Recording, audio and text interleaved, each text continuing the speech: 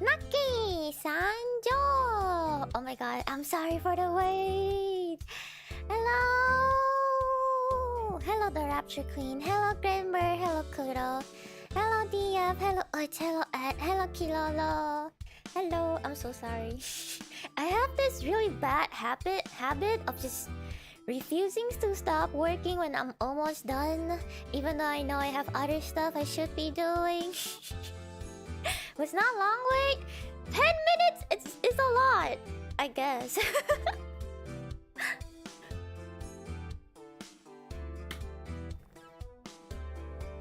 It can be long. You can cook instant noodle in 10 minutes. Yes. It's all relative. It's kind of pain to restart working. Yeah, more like it's almost finished. I would be pissed off if you know, if I just leave it there. Wait. Like I was on a roll, so I didn't want to stop. It's just 5 minutes. It's OG. Thank you. Wait, I forgot to tweet out that I'm starting. I will do it right now. Give me 1 sec. Starting now. Okay. Naki always working hard. I don't know about that. I slept a lot today because I was tired for some reason. I don't fucking know. It's like I woke up and I felt so tired. I mean, I know why. But still. At first I didn't, but now I know why I feel so tired. Hello, Croco. Hello, Oishijo. Oh, by the way, guys. By the way, can I roll the gacha right now?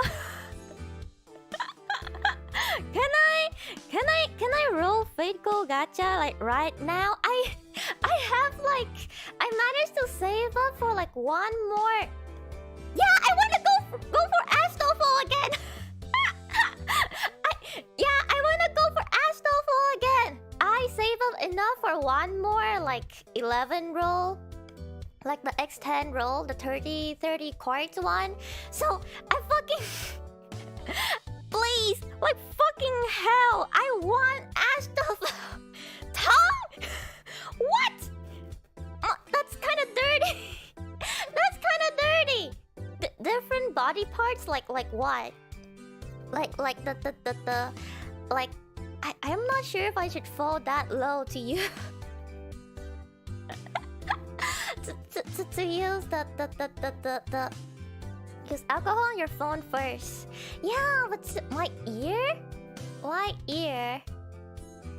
Why ear? Let me cake? How do I even do that? Do I sit on my phone? The cake? How do I pinpoint? My ass is not pointy. How do I do that? Gram pound the phone? How do I do that?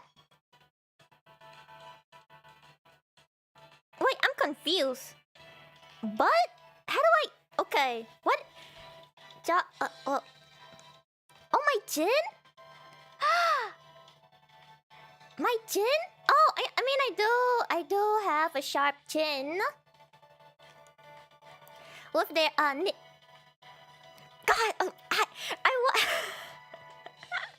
was thinking about the knee thing, but I was like, do I want to fall that low for Astolfo?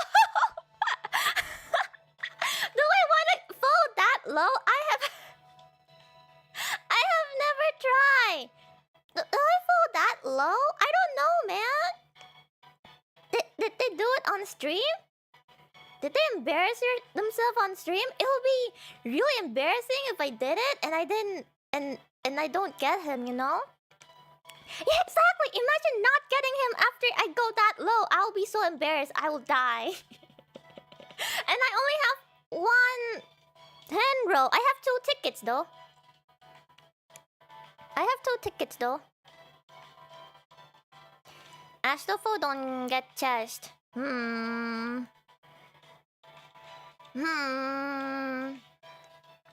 Okay, what if I sit on my phone? I will put my phone down. Oh shit, I pressed somewhere else. No! My I can't target with my butt! How do you press the button with your butt?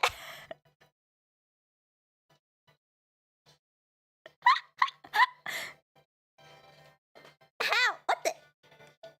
Oh my god, wait, it's working! Wait! Come on, press OK! Fucking... Come on!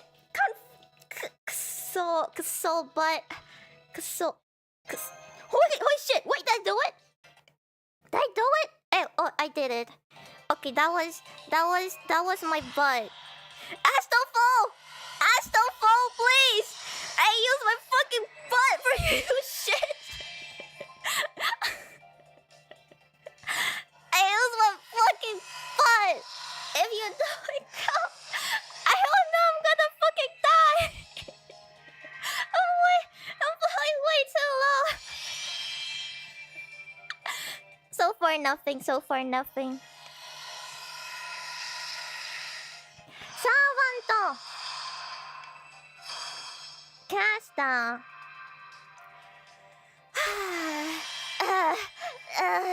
This is not going well so far.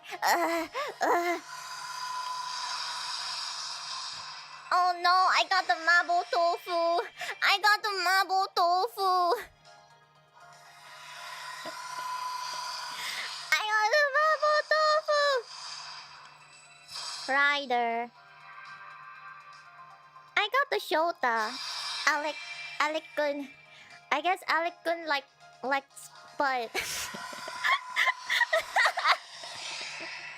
No fucking way! No!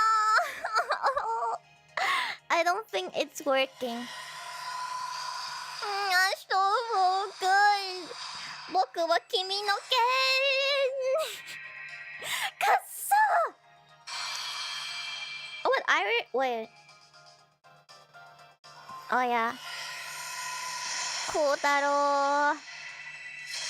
Fucking Shinji Craft Essen. No! Zetsubo-da! Whatever Zetsubo-da! No!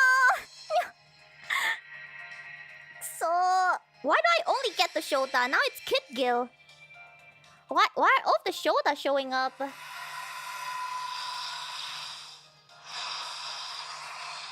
you like One-chan butt that much? Do you like One-chan butt that much? Oh my god!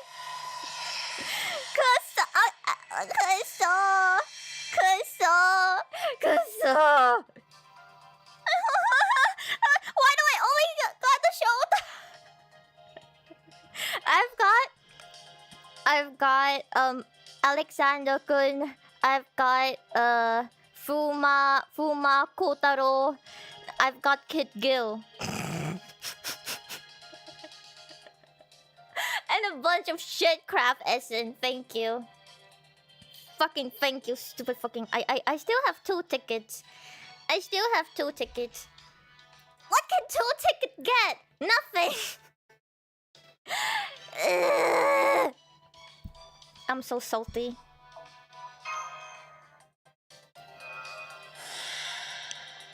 Come on. Come on. Fucking... Yeah, the ticket is single pool. I got 1 craft Essen from 1 ticket. I got 2 craft Essen from those tickets. Okay, I got nothing. I got nothing!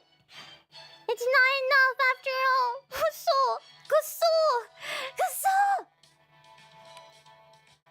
Okay, Astolfo doesn't like butt. Confirm. Only the shoulders. Only the shoulder. Kuso! Kuso, I got off the shoulder. I don't fucking know why. Why off the shoulder?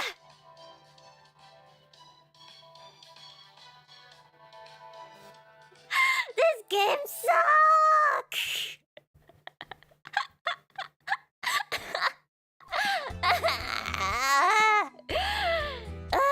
Okay. So in total, how many chords did I use? Let's see. Pretty sure.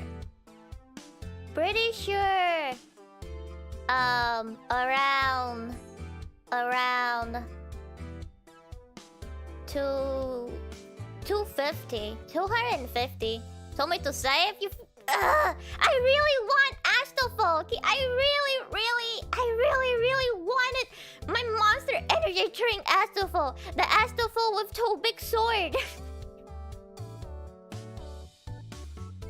I need my two big sword Astolfo.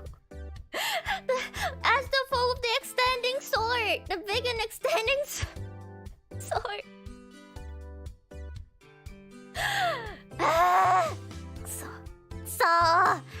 Kuso.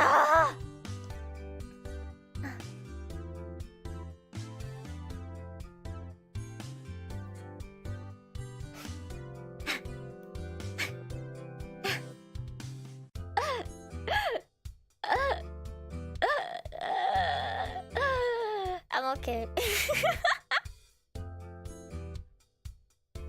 I'm okay. I'm not, but I'm not, but I'm okay, but I'm not, but I'm okay. Are you don't know? I'm coping. Naki, have a good stream. Can stick around since I got work. Get an energy drink. Thank you, Isekai Bokensha. Thank you for dropping by. I will have a good rest of my stream.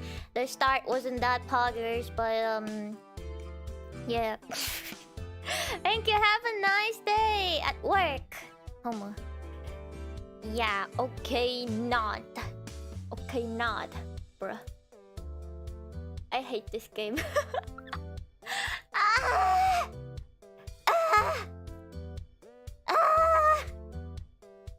Okay, I'm okay.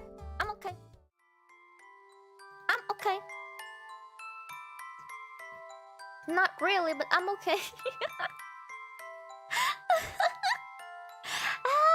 I just want my Astolfo. I farm. I try to keep farming for quartz so I can do one more roll. Didn't work out. It didn't work out.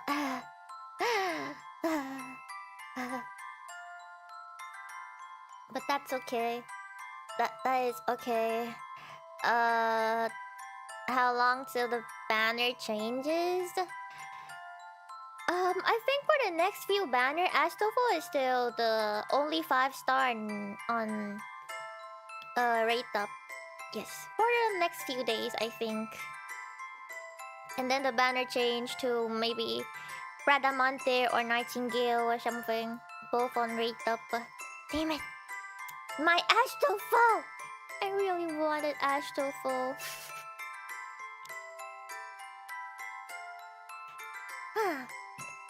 It's okay.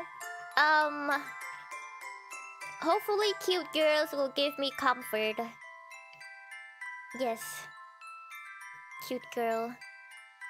What happened last time? Last time... Oh yes, Maddie was offered to become the fairy queen. I'm not sure if it's also happened on the last stream, but Maddie and Abby went to visit Morgan and Tara and saw them making out. Yeah, I think that also happened last stream. Yes. Yo, yeah, we also met the fairy Anon. Anon. Yeah. Last time Morgan, okay. Morgan saw the forest burn. Maddie and Abby went to visit Tara and Morgan and saw them making out. And then the fairies tried to make Maddie their forest. I mean, not forest, fairy queen. Fairy queen. Yes, Morgan got control? Question mark by Evelyn to burn down the forest, the big tree, the big forest tree, which is the forest spirit, I guess. Yes, that was what happened last time. In the last episode, this happened. Okay, so this is after Maddie got the offer of becoming the fairy queen and she declined. Nice recap. Thank you. That was what happened last time. Next time? No, last time. Okay. Although it's been a couple days since we met the fairies and they made their offer, I haven't been able to get it out of my head. The visions themselves are just slush by now, with the memories of them having eroded into non-existence. But the feelings remain, the feeling of belonging and of freedom. There's something else I can't get out of my head though, and she's sitting right beside me. Madison, here they come. I really hope they'll, you know, have their moment this stream. Abby and Maddie. This game was so cute. I hope you're enjoying it. Yes, I'm enjoying it so far. It's depressing, but I'm enjoying it so far. I hope that in the stream today there'll be a true Maddie Abby moment. Maybe they'll kiss or something. I'm really looking forward to that.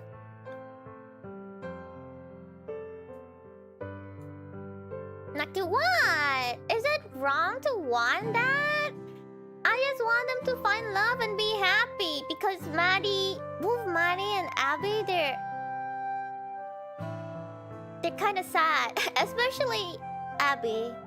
She has been alone for like 300 years, you know? So I want her to find love. What's wrong with that, huh? Is it wrong?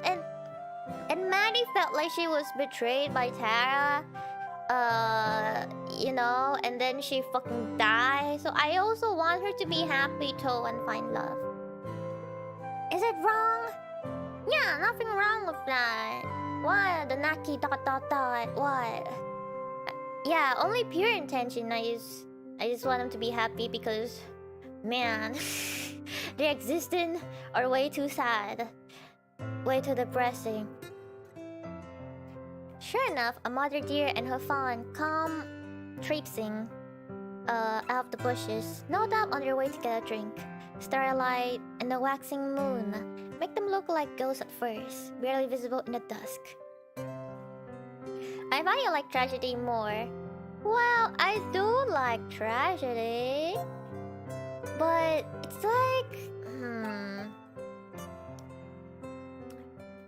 how do I say? How do I describe this? For example, something like Cyberpunk Edge Runner. Yeah, I watched it recently. The ending is basically tragedy, but I don't know. I don't like it that much. Yeah, I watched it. I actually didn't like the ending that much.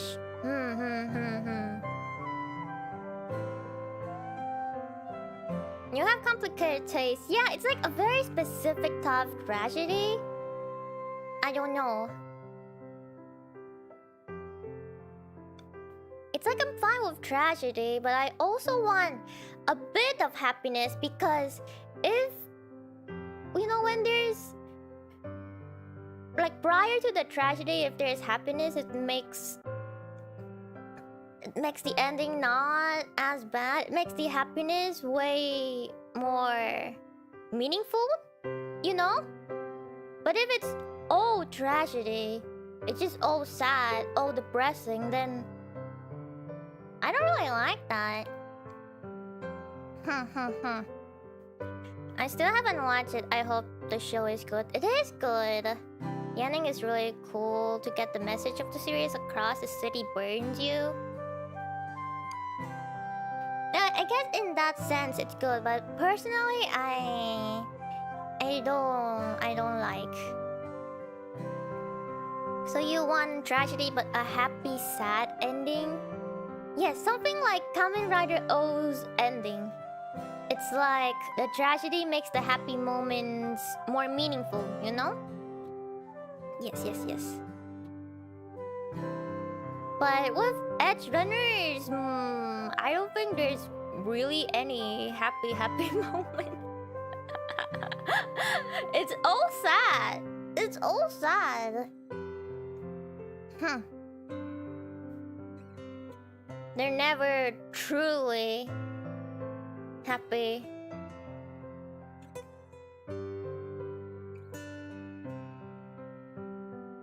But that's just my taste. It is a good series though. I do really like it.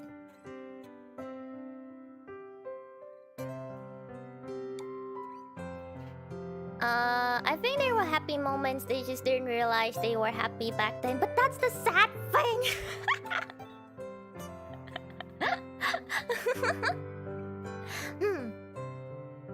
Always gives a sense of future and hope, although it's pretty sad with how it ends. Edge Runner, yeah. yeah. The promising sad. And the despair sad.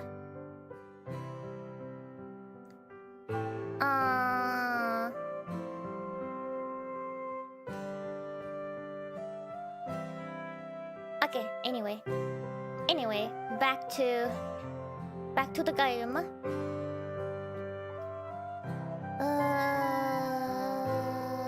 Upon entering the clearing, they see us and both freeze. Abigail smiles encouragingly, reaching out a hand towards them. After a moment's hesitation, the fawn takes another tentative step towards us, then another, and another. This one's name is Alma. Hello, Alma. I noticed this, but Maddie sounds like she's talking in a box. Her voice is muffled. It's like she's speaking from a box or something. At least now. I greet the same way I would greet my friend's dog or cat. Deciding we're not afraid, the mother deer goes to the pond while the baby one creeps even closer. Abigail never moves towards it, never pushing too far. Then nuzzles her hand, leaning into the soft scratching motion of her fingers. Is this the deer that was watching you sing the other day? Most likely. Alma's a little bit shy and sometimes prefers to keep her space. You know this deer pretty well, huh?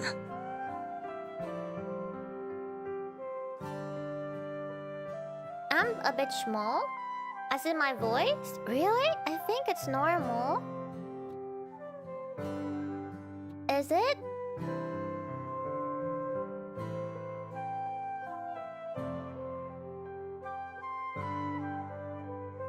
I mean, I can increase the gain, but might make my audio crackly.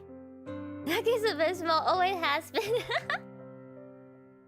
Yeah, I mean, I am small. Or maybe because you were used to me screaming due to FGO, so... BGM loud? Okay. Well... I can decrease it by a bit. There we go.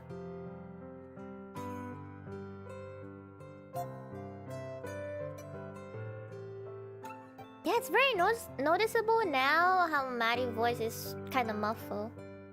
Especially when compared to Abby. Oh, you want big, Naki?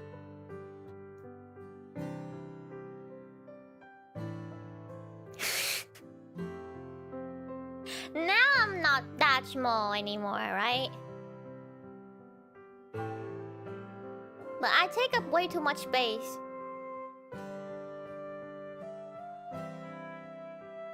What if I spin a bit? No, the other way. Like this?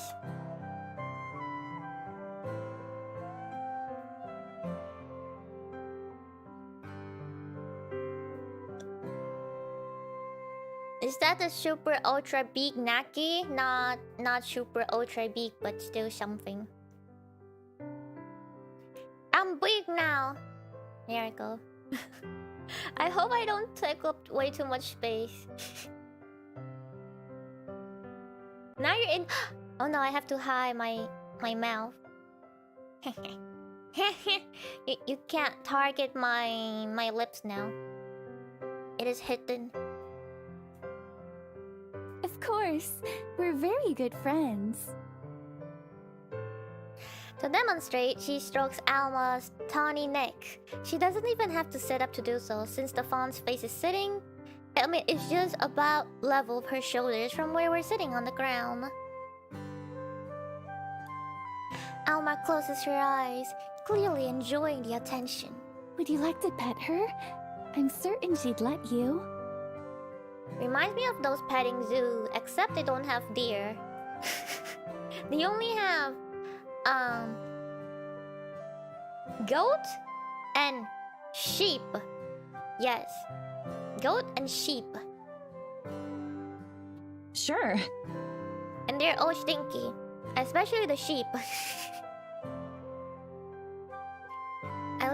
I lean forward, my hand outstretched like Abigail's was.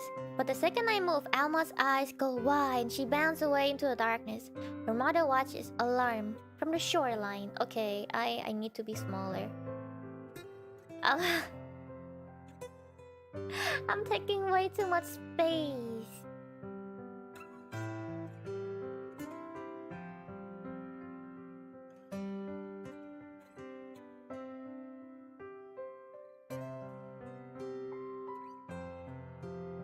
Yes, the wool is very stinky.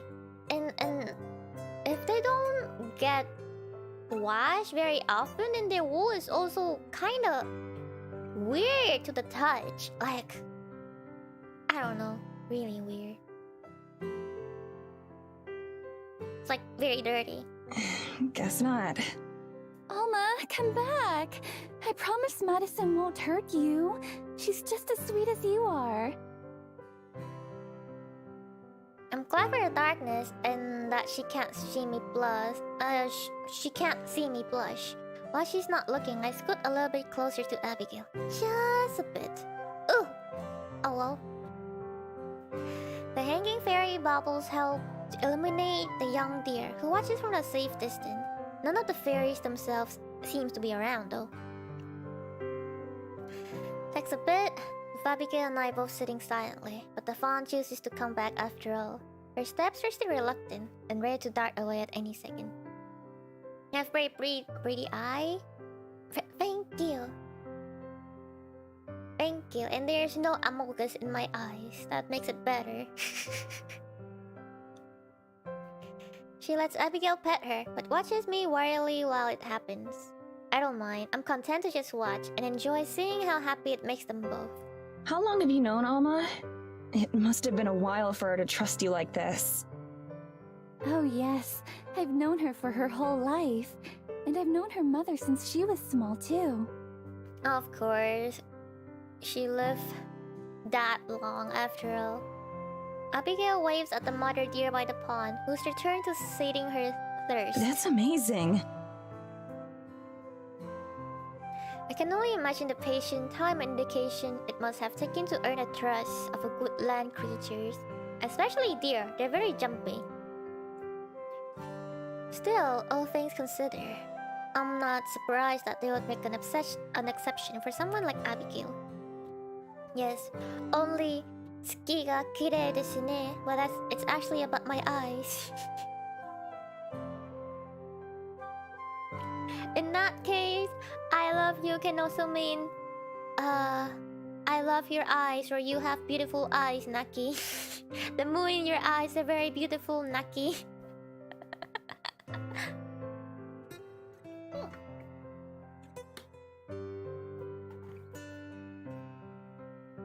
You can't unpeel the Amogus eye now with theirs? There's not really any Amogus.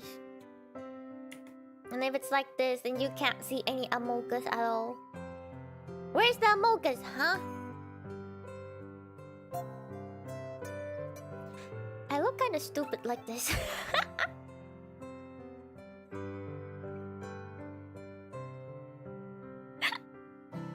Naki sus? I'm not sus.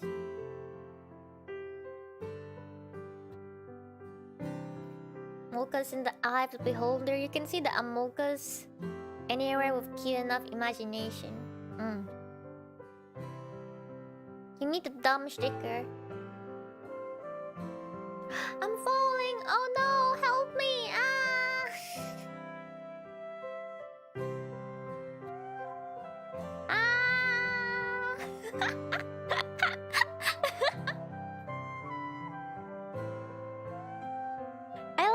I really like how it really looks like I'm just falling, like...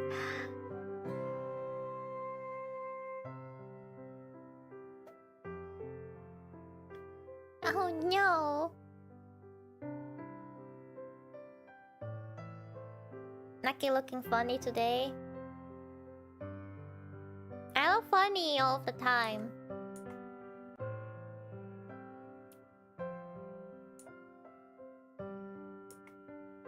Hey, I'm just playing with toggles now.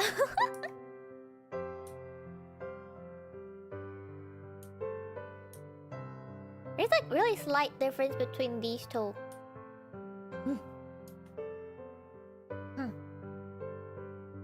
I look even more smug.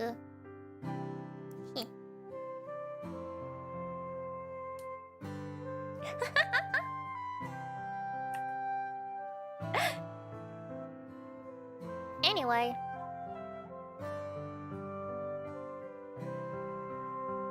She exudes comfort. I'm not sure how else to describe it. I've certainly never felt anything like it before. Maybe being close to her is just as comforting for the deer as it is for me. I like Maddie's face right now. Like, I can't make it.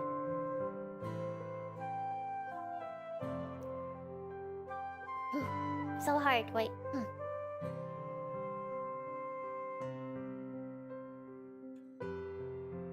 I can't do it, guys.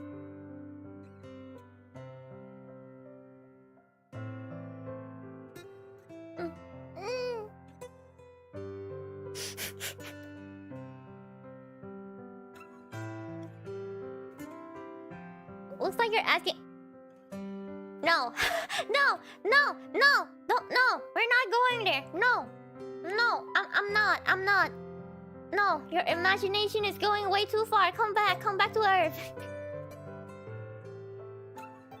Do you have any other animal friends that I'll get to meet? No.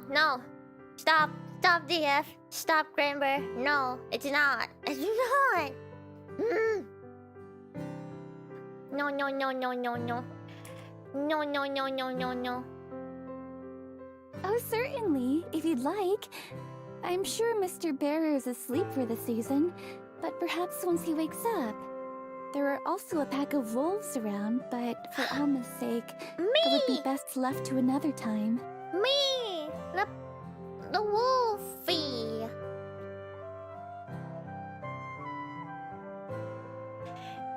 The wolfie! Me!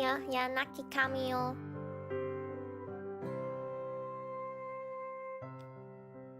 Nadine nuzzles her hand in agreement, and Abigail coos contentedly at it. Coo! None are quite so friendly as Alma and the rest of the deer, though. When I was a child, I wanted to have a deer for a pet. I thought that perhaps I could learn to ride one, like a horse. Aw, that's cute. I don't think any deer would let you ride.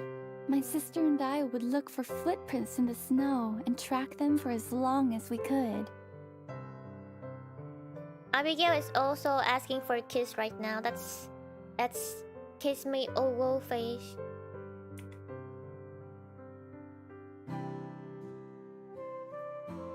I can't do it. She looks up at me, smiling despite the melancholy tone her voice has taken on. We never got very far, of course. Hardly a few feet into the forest. But to children like us, it was quite an adventure. You must miss her a lot. Abigail hardly ever mentions her family. I imagine that, despite how long it's been, their memories must still be painful. She smiles thinly. In a sense. The deer is still luxuriating under her caress. Her hand moves rhythmically and gently, alternating between petting and scratching Alma's neck, like a cat. She relaxes a little, resting against my side, but continuing to pet the deer. More than anything, I think I miss the days of wonder and awe, back when the forest and all of its creatures were still a mystery. Sometimes I wish it could be like that again, that it could be unknown. You wish that you hadn't met them? No, not at all. At least, not given the circumstances. I'm quite grateful for the companionship they've given me. For so many years, they've been one of the few sources of company that I've had. Of course. I mean, no one else lives in the forest. But while my love for them has never diminished, I've come to the conclusion that it's grown to the most it can grow as well. That's simply what the world had become for me. A small world of knowns, and nothing more. Hello, Naki-chan. How goes the yuri? It's very sad so far. I really just want him to be happy, but every other couples are sad so far. I don't think it's going super well with... Oh, I guess... Wait, no. Tara and Morgan confessed their love for each other, but you know, one of them is still gonna die if I fucked up. If there's like if there's a bad ending, I feel like Morgan would die. I need to protect them. Oh no, oh no. Oh no, oh no. I hope Morgan would survive. For Tara's sake. Konaki, hello Archie, Amiya. Hello. Appreciate whatever you get. Oh no. I want them to be happy.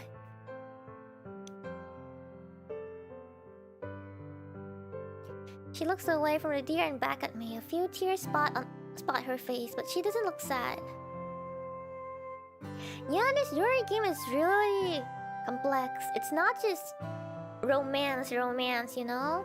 Any predictions so far? No predictions so far. Oh.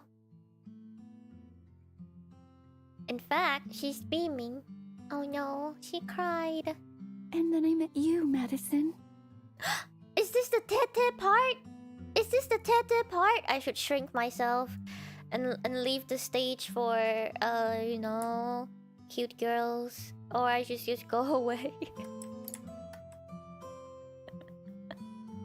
I'm falling down the Yuri hole.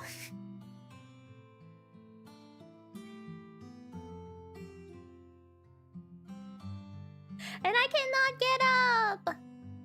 Help! I can't get up.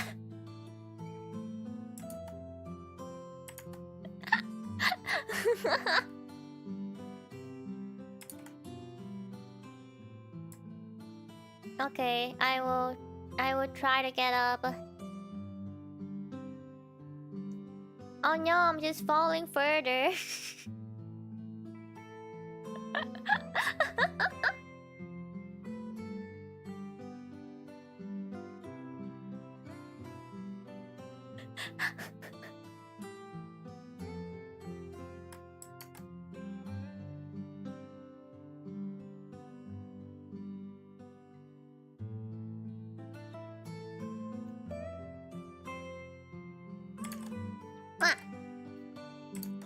Wait. Give me 1 second. I think I'm still slightly leaning. There you go. Back to normal.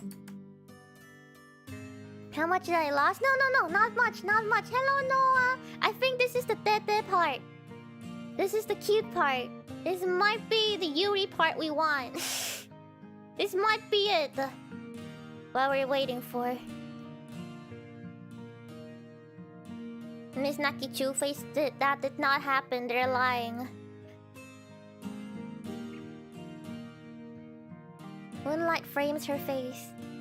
The lovely night sky, the fairy tale friendly deer, the ethereal woman.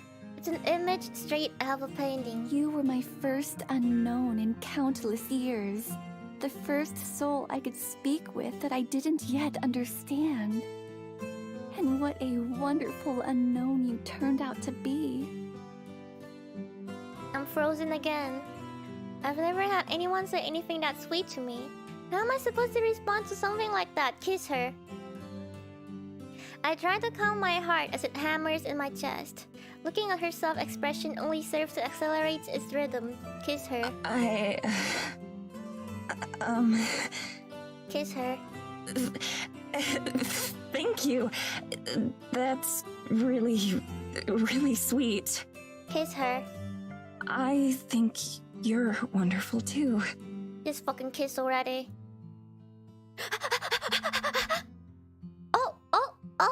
Oh!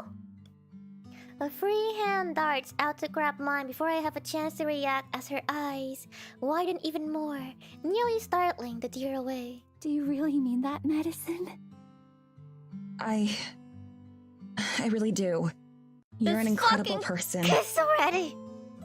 I can't imagine having to go through what you've been through without losing any sort of capacity for joy.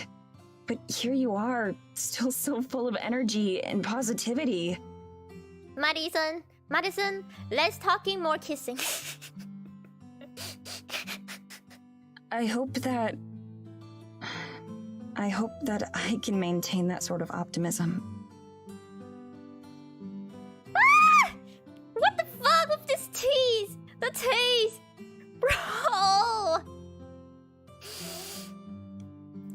Abigail lets go of the deer and flings her arms around me in a tight hug. It's a pretty awkward position because of how we're sitting together, but I don't mind. Well, we got a hug. I hug her back as best as I can, my only anchor in the storm of chaos that my life has become. Well, hug is nice as well. Indignant, Alma slicks her ears back and darts off towards the trees again. Oh. Alma knows. Alma's like, let's leave the lovebirds alone. Ooh. Without letting me go, Abigail cranes her neck to watch, this time not calling the deer back. Alma's mother bounds over to join her daughter, and they both go careening off. I lean my head down to rest against Abigail's in what's become a familiar position.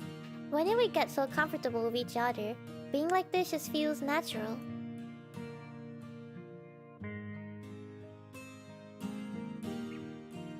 She parts from me after a moment, sitting up straight again. She tilts her head up to look at the stars, and I gaze with her. The night is mostly clear, except for a few wispy clouds. All is still and quiet and calm. Even the pains of the forest don't seem to reach us here. I wouldn't call myself an optimist. No, all we got is a kiss. Not a kiss, a hug. Sorry, kiss is on my mind. I'm sorry, in my head there's only kiss. Because I was hoping for it. I misspoke. All we got is a hug. I'm sorry, my brain is occupied with kiss. I was really looking forward to it. It seems like the perfect moment, you know? Yeah, Tara is already on step 15. Catch up, Maddie. They already you know, wrestle and they confess their love for each other.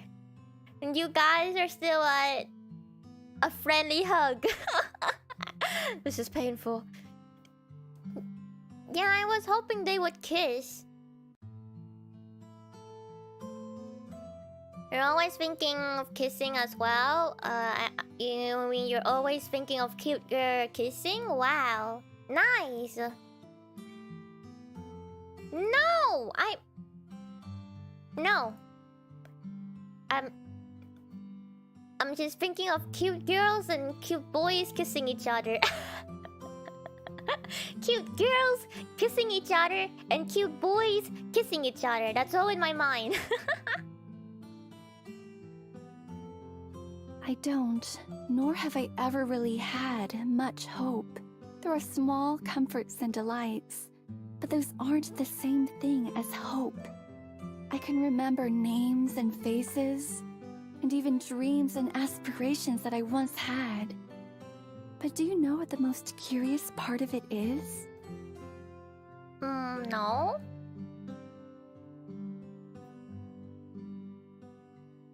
My heart pounds in my chest. Wait, did I not read? Oh no, did I not read? She glances at me and I notice tears in her eyes. Without thinking, I reach up and brush them away. No reaction. My heart pounds in my chest, nervous about something that I can't identify, or that maybe I'm unwilling to accept, afraid to be wrong about. Sorry if I forgot to read because I was also playing a visual novel by myself recently, and I don't read them out loud, so I got used to just keep on going without reading. But I will go back and read if I missed. I still have hope the scene isn't over. You're right, you're right, you're right. It could still happen. Grainber, you're right. Why are you playing? I play BL visual novel. I told you, all that is in my brain are cute boys kissing each other and cute girls kissing each other. So Yuri visual novel and BL visual novel. I used to play like those otome game, but now I don't even touch otome game anymore. It's like it's either Yuri or BL, nothing else.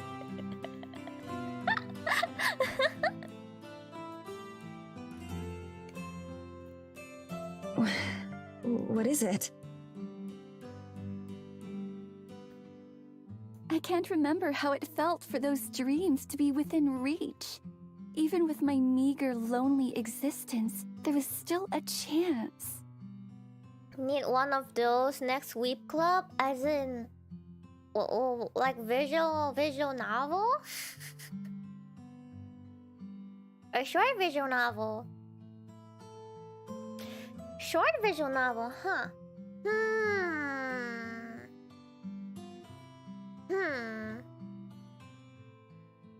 I'll think about it because honestly, I think visual novels are generally quite long. There are not a lot of short visual novel. Oh, I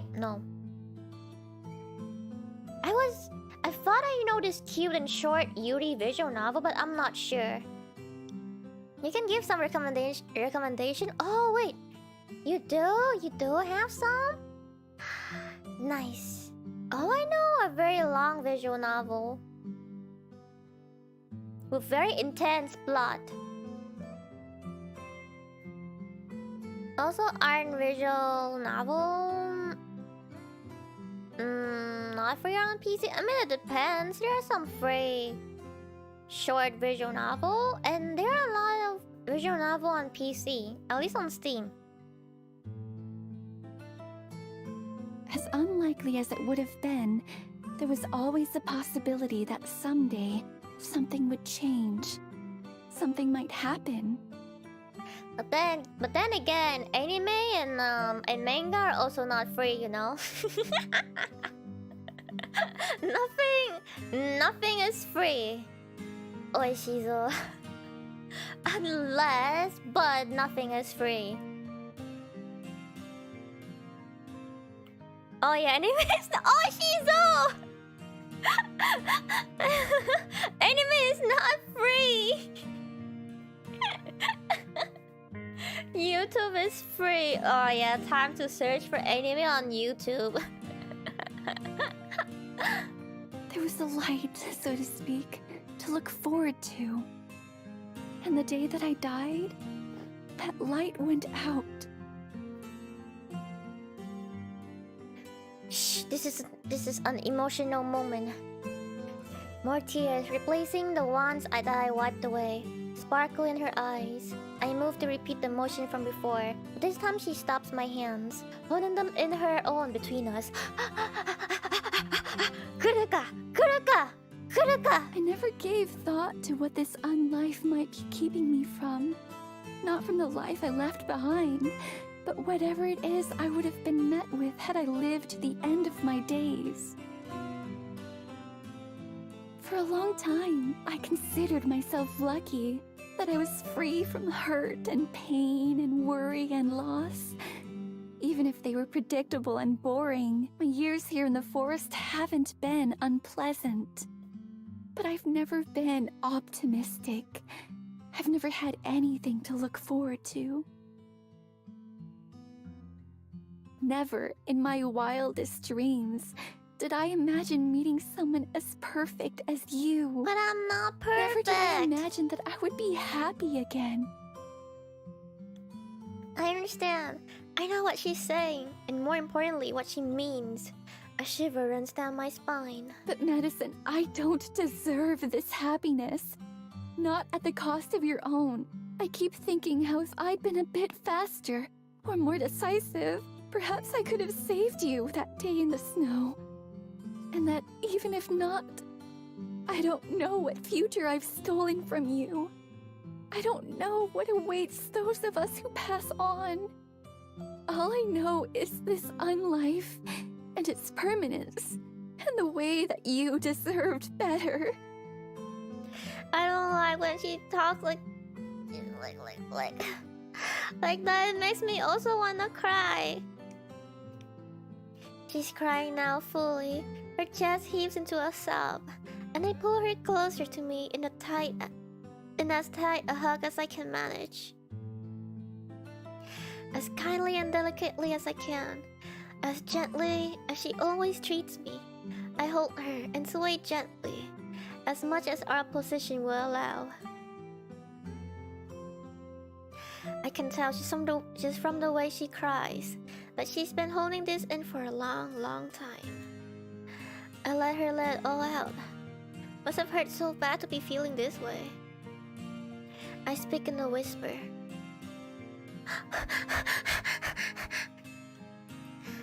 Maddie and Abigail sit together in front of the moonlit lake. It's not your fault at all. Don't ever blame yourself for any of this. I know I don't. Ever since we met, that day in the forest clearing, all you've done is made things better for me.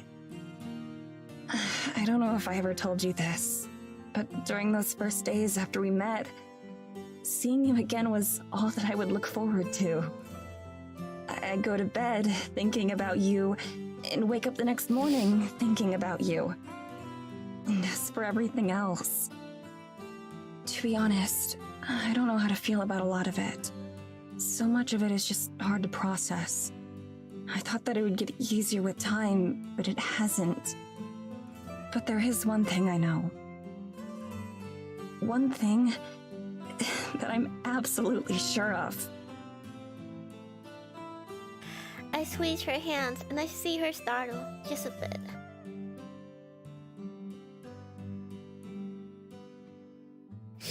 What the heck?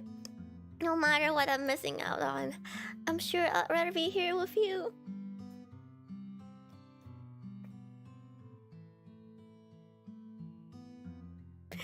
Oh my, the fucking, you know, the text box, you kind of ruined it. But anyway, I mean it, every word of it. I've never really put so much thought into an afterlife or anything like that. But any time spent here with Abigail is time well spent. And if that means eternity, then well, so be it. No. Beside me, Abigail gazes into my eyes wondrously. Her lips move as she searches for the words she wants to say. Madison. She shifts so that the starlight caresses her face. Perfect and yet not nearly as luminous as she is. May I kiss you? I'm not okay. For once in my life, I don't overthink Yes. it. Her eyelids flutter and close. Her breathing trembles and then steadies. I empty my head of any other thoughts.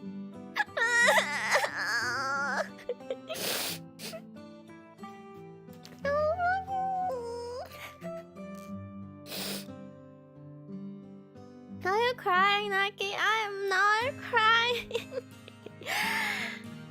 My kisses Abigail. And I press my lips to hers.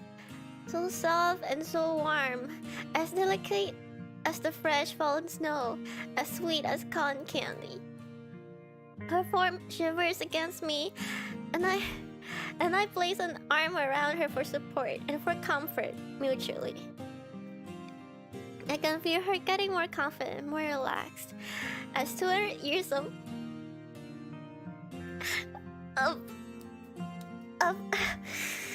loneliness are melted away one by one, and we're left as just two souls sharing a first kiss under the night sky.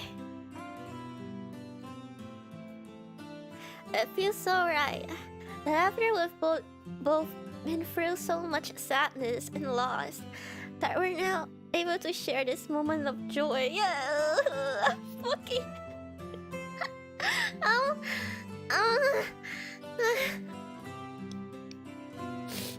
Hey guys, it's like the tragedy makes the happy moment worth it. You know what I mean? You know what I mean? Not just share it, but to be able to offer it to each other. It's there a light at the end of the tunnel? When we finally part, my lips still feel electrified. She regards me with a coy expression but a happy one. Yeah, of course, the Yuri kiss summoned the bots. And I guess the bots like Yuri. Bots are pretty cultured too. Oh my god, I'm so sorry. I sound disgusting. I'm very sorry. I do not want to rewatch like this part of the VOD. Like what do I sound like? That was even more wonderful than the many times I had imagined it. Her expression! Why does she look so smug?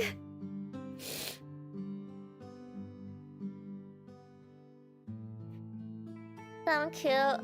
I'm glad you guys think that way. To me, it sounds so disgusting. Good. Her smug expression. That was okay, yeah. I hope it was worth the wait. Yes, it was worth the wait. I'm fucking ugly crying. I mean, I'm not crying. It's just the rain. Yeah, it's the rain. I'd wait another 200 years if it was the only way I'd get to kiss you again. Don't say that.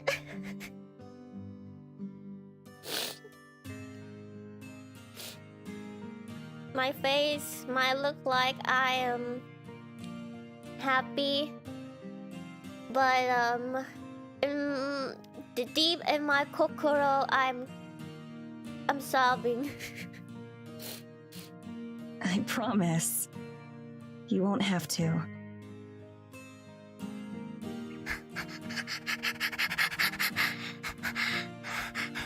To prove it, I lean forward and give her another quick peck on the lips.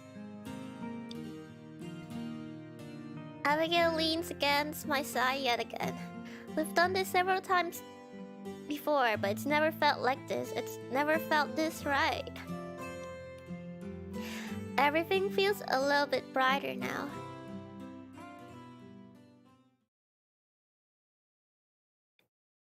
Our next day passes blissfully. We wander the forest, seeing all our favorite spots. The comfort of our new relationship makes the time we spend together even more joyful. Everything is prettier when I'm seeing it with Abigail beside me. Of course, as has become our tradition, we end up back at the mystical fairy grove. We settle into our favorite spots by the shore with the perfect view of the pond. As much as I love films, I've never been a big fan of romantic scenes. Oh my god. Kinda same, but the Yuri hits just right. How do ghosts make ghost babies? We will not make any babies. That's the good part. That's the good part. We cannot make babies. They always feel so forced. The soaring music, the obvious atmosphere, the cheesy dialogue. They're so divorced from real life that I just can't take them seriously.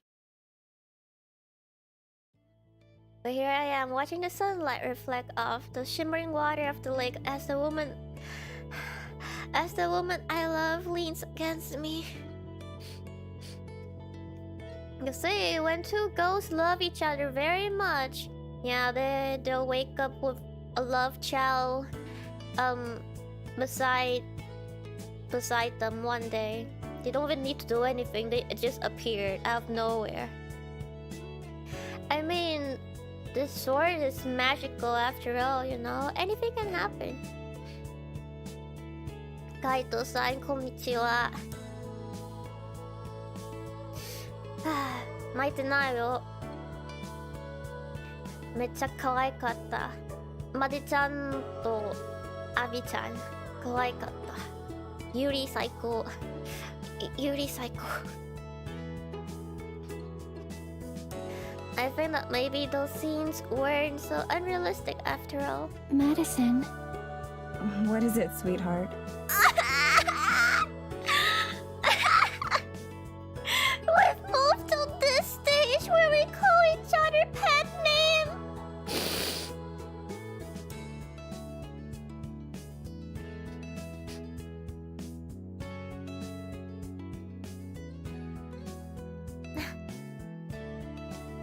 Sweetheart, I don't use pet names. It's not like me at all. But with her, I feel like it fits. I know that I've said this before, and will probably say it many times in the future. But today and yesterday have been some of the happiest days of my life. Mine too. And it's okay. I'll never get tired of hearing you say that. She smiles at me as soft as ever, but hidden in her expression and in her tone of voice, I can detect a tinge of sadness. I touch her face, running my thumb across her cheek. She closes her eyes and leans into the motion. Are you feeling okay? Of course. Why wouldn't I be? I don't know. You just looked a bit sad. Maybe it was my imagination. Maybe Abby thinks that Maddie cannot stay with her forever.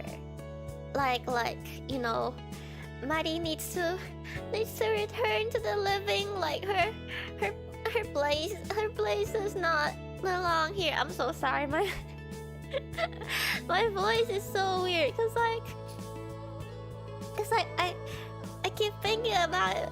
It makes me sad. And then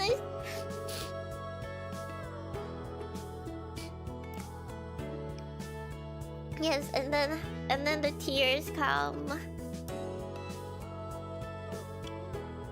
I half expect her to deny, but instead she not. You do know how to read me, don't you? I do. What's wrong?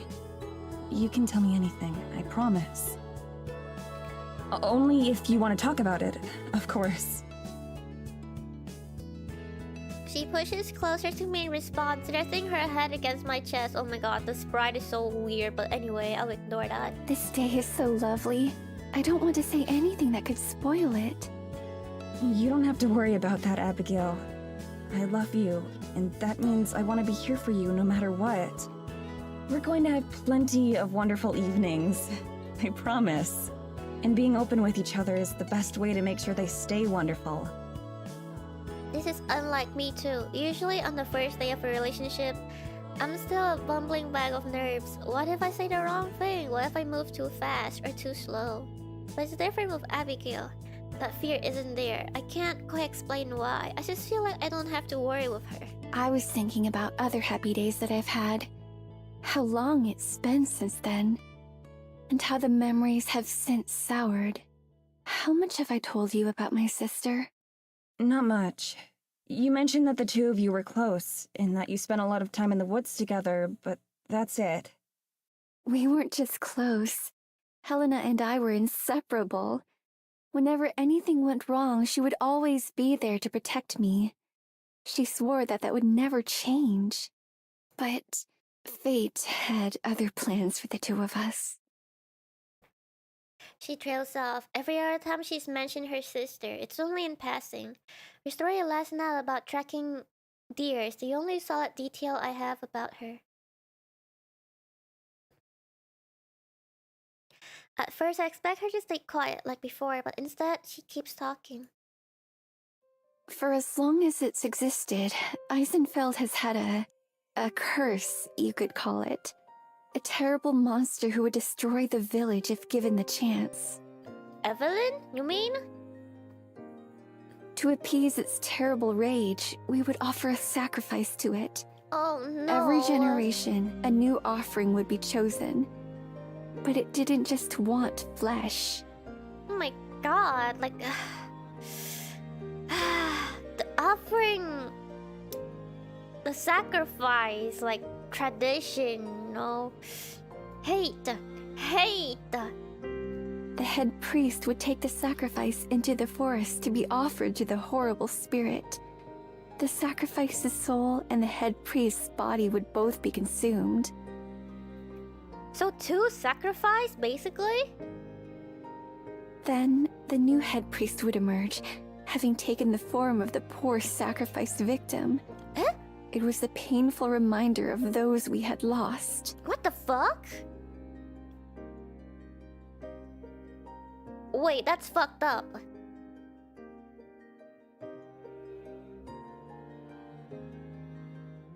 Huh?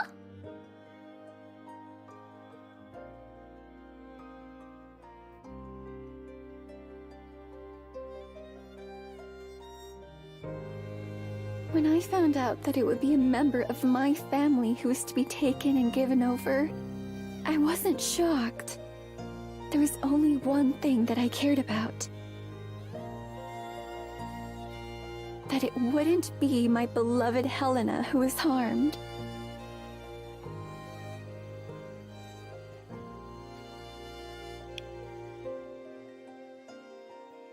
Her voice wavers before she falls silent. Before I can tell her that she's said enough, she speaks again. Each word shakes as it leaves her mouth. I couldn't forget the joyous days of our childhood. I couldn't let such a kind soul suffer such a horrible fate. We already knew that? We didn't, no? We didn't. Like, the part where she said, the priest would take on the form of the sacrifice. I don't think we know that. Even with, what's her name? Evelyn? And her... It's different. I don't know. They never told us like this in detail. All we know is that Evelyn, take over someone's body. But we don't know about the sacrificial ritual, you know? Yeah, it feels different. So, when the time came, I offered myself. I volunteered to die, so that Helena could live. Like with Evelyn, all we know is that she's an evil monster that tries to take over Morgan's body. But what we didn't know is that, like, the sacrificial ritual is like basically a tradition in this village. We didn't know that, and that's fucked. And we also don't know that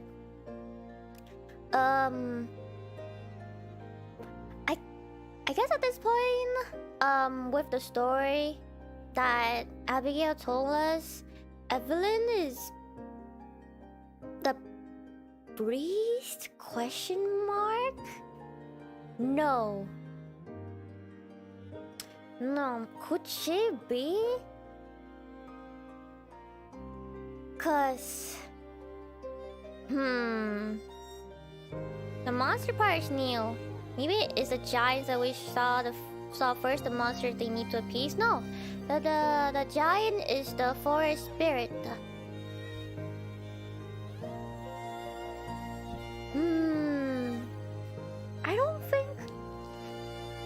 I don't know, maybe Evelyn is a priest who went evil or something, who knows?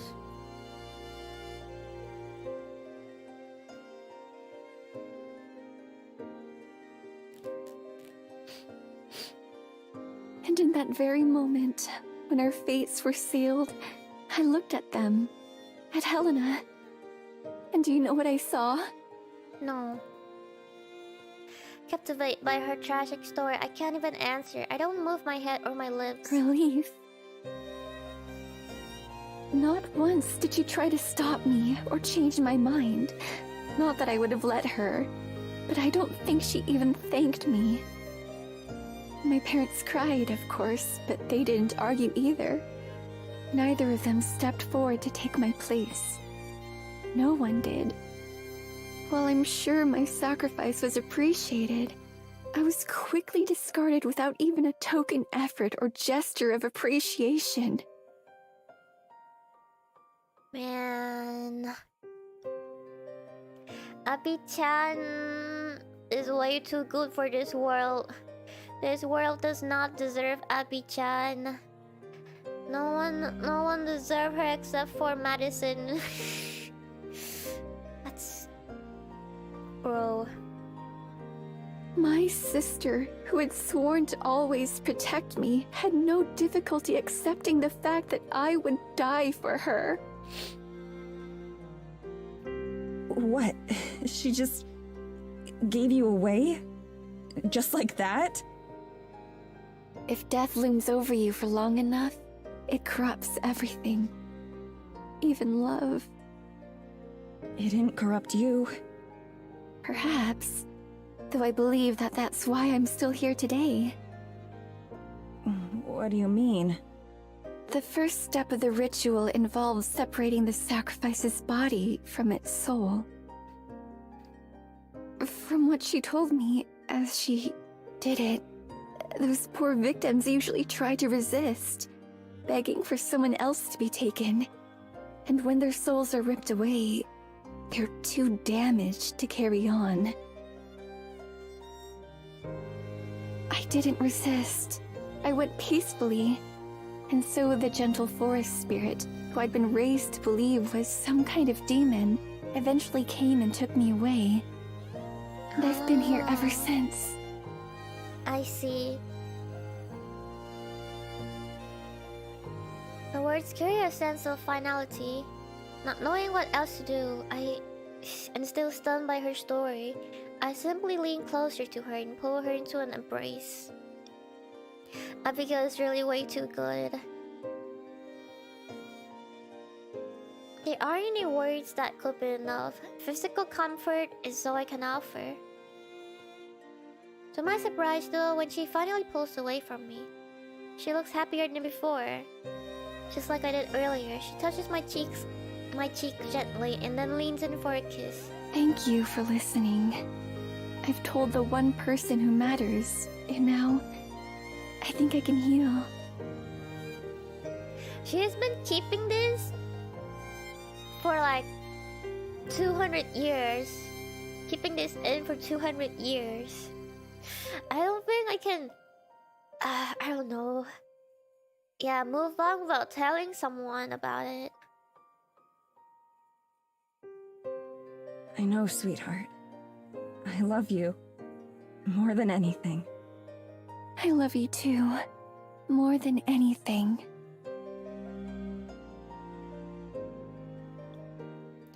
He sighs contentedly and leans against my shoulder. She takes my hand, intertwines her fingers with mine. I don't think I can handle that feeling for even a month, right? Like, she still moved on like peacefully. Like if at that point I know that everyone just abandoned me and just left me to die, I would feel so betrayed. I don't think I can move on peacefully. I would feel with I don't know, rage, angry. I would be so angry. I don't think I could move on peacefully. We sit there for a long time. We don't say anything. We don't even move. All we do is watch the sky and feel each other's heartbeats.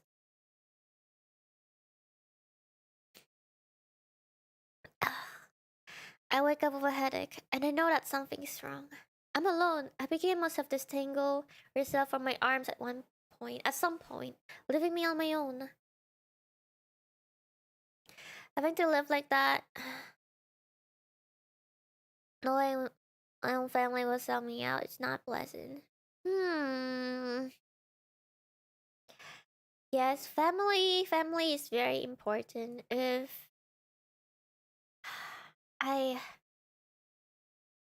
cause like you're basically surrounded by your family for like a really long time. They basically raise you, so yeah. It is tough. It's tough. I get up and pace around the church, not seeing her. After a bit, I find her outside stores. Good morning. Good morning, my love. Her lips smile, but her eyes don't. It's a look I'm pretty familiar with by now. I slip an arm around her as I take a spot by her side. Sleep okay? Well enough. I'm sure all of my nights will be better now that they're spent beside you.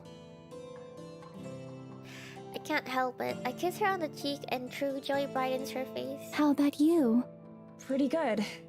I woke up with, like, a bad feeling, though. A bad feeling? About what? I'm not sure. My head kinda hurts, so maybe that's it? They became two complete lovebirds now. That's good. That's good. They deserve to have love in their life. They deserve to be happy, but I don't think it'll last for a very long time, guys. It ends today. Is what I think. Actually, now that I think about it, this is the first actual pain I've felt since turning. Oh yeah, it ends today. It's not the worst headache I've ever had, not by far. But it's enough to be annoying. It feels the same as being dehydrated or having a slight cold. Oh, poor dear. She stands on her tiptoes to kiss my forehead. I felt the same, actually. Oh, I had hoped that stepping outside might help, but it seems not. Oh no. Why? They both have headaches? What the Wait. Wait. So if we think of like all the events that happened so far, the forest spirit died, right? And the forest spirit is the one who saved them, right? Is it connected? Are they gonna I don't know. Is it connected? Like the headaches and how the forest spirit died? Oh no! She rubs her temples, and I notice just how ragged her eyes look. How long have you been out here? A while. Perhaps an hour or so. I was afraid I'd wake you. Nah, I slept right through. It's not just a coincidence that we both feel sick, is it? Nope. Abigail purses her lips. Her brief silence is enough confirmation. No, I doubt it is. It must be something to do with the forest. Holy shit, it is. Morg! No! Evelyn! You little shit! You ruined! You ruined everything!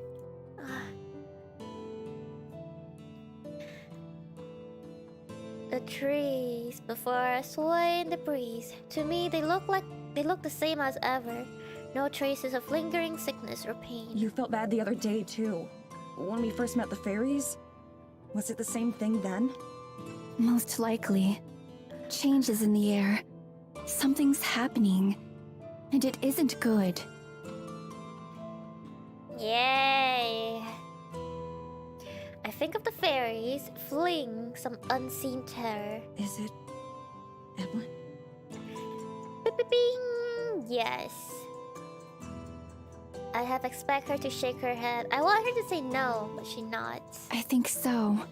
I don't know what she's done, or why.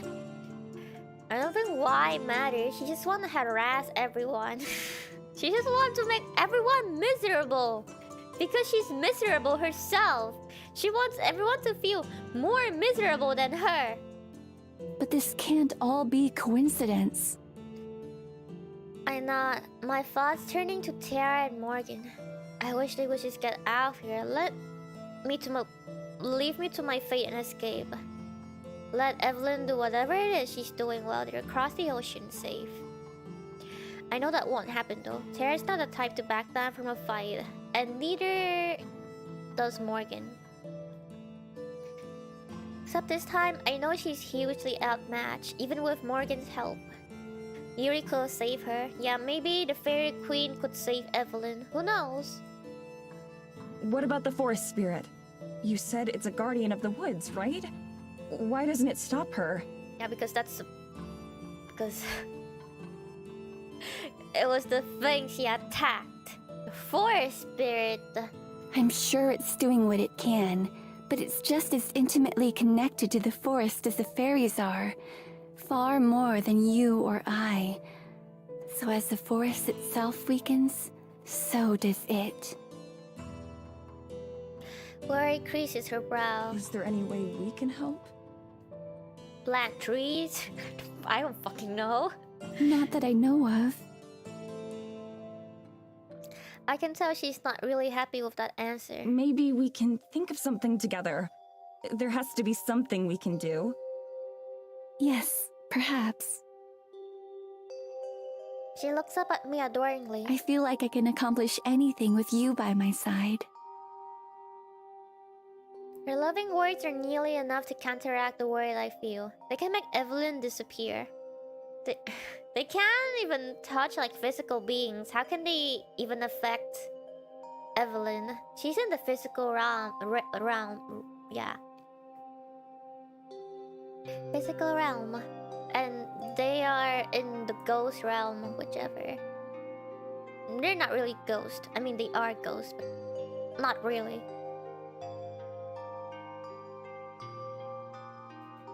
The physical realm. We've already beaten death.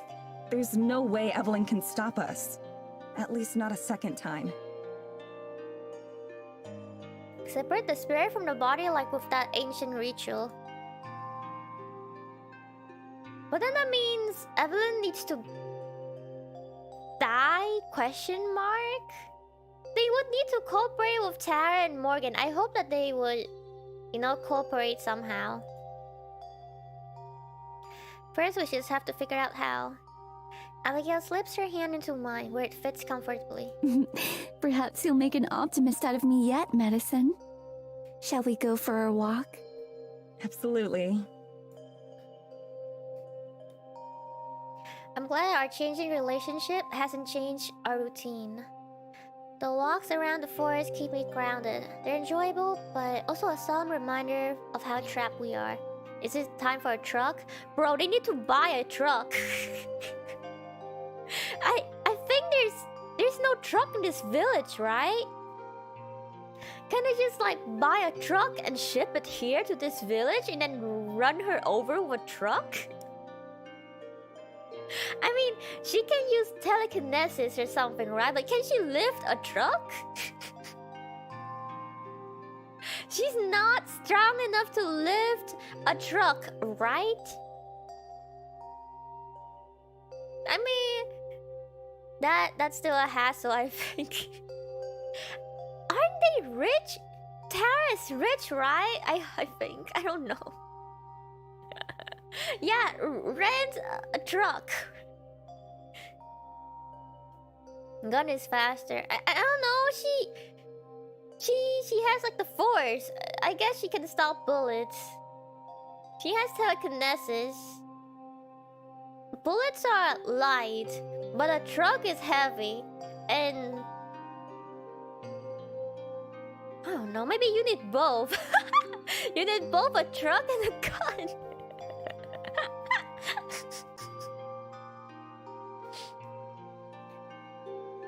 Better hire some of those people who play Phasmophobia in real life. Can we hire an assassin? Wait, maybe an assassin is better. Hire an assassin. Yes. You can also do that. Just hire a hitman. If you're not good enough, you can always hire help. Poison. You also need skill to poison. I don't know, cause like I'm not sure Evelyn would trust Morgan or Tara or like basically anyone who tries to feed her. That she knows. We need an assassin. They can do it discreetly. Somehow they have the skill and knowledge.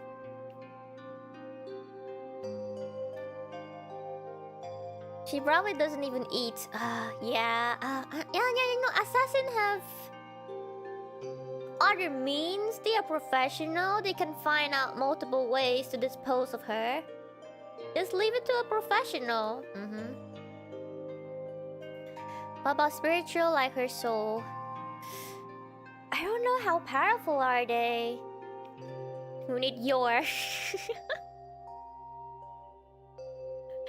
Yes. Yeah, it's the assassin problem. We don't need to think. We need Loy and Anya. Anya's a psychic, right? Not sure if you need Lloyd. He's not used to dispose of people, right? He's like a secret agent or something. Just yours enough. She's an assassin. Yeah, they just need to fork over the money and then it's the assassin problem.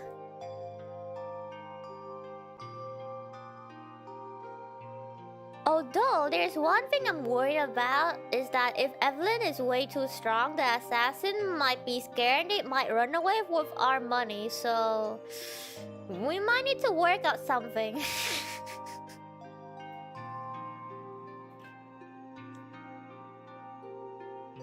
Join late to chill out before sleep. Yes. I hope you had a comfy time, excited by the possibility of Naki membership on the horizon. I don't know, man. Maybe.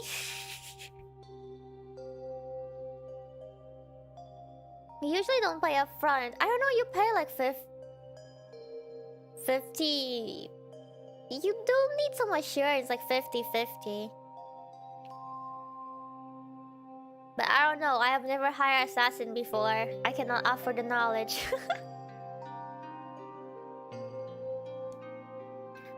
My dream of fighting a way out hasn't disappeared or diminished at all. It just evolved to include Abigail too. There's no way I'm leaving these woods without her. We chat outly as we stroll, enjoying the newfound comfort and intimacy that comes from being lovers rather than just being friends. The pain in my head is still there, and I'm sure Abigail still suffers from hers as well.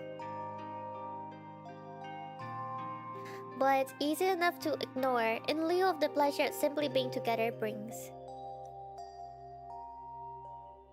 460, 370. So you do need to pay in advance. I mean, of course, because they wouldn't accept your job if you don't pay in advance. I don't know. Or you need something as assurance. Yeah. So if the assassin gets scared of Evelyn and flee, then I guess we would still lose something. I have a story. Holy shit. It's not safe. If it's safe to share. Oh, maybe not. Maybe not. Wow, how do you know? That's scary. Did you hire an assassin? Holy shit. You guys live in a different world. Yeah. Why are people here so familiar with hiring assassins? Do not come for me, please. They are assassins? Oh my god, wait, is that how you got money to send super chat from the money you got from removing people? Oh no! An assassin after my heart. We do this for Naki's sake. That's why the super chat's red. Oh no! You paid for super chat with the blood of your victim. Yeah, I am receiving blood money. Oh no! Oh no!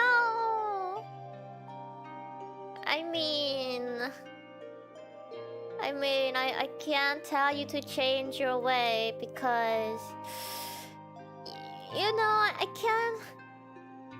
I'm not the main protagonist that can help change your way. I hope one day you'll find someone that could revert you to being a norm, you know, to live a normal and straight-laced life again. I'm sorry, I cannot be that person.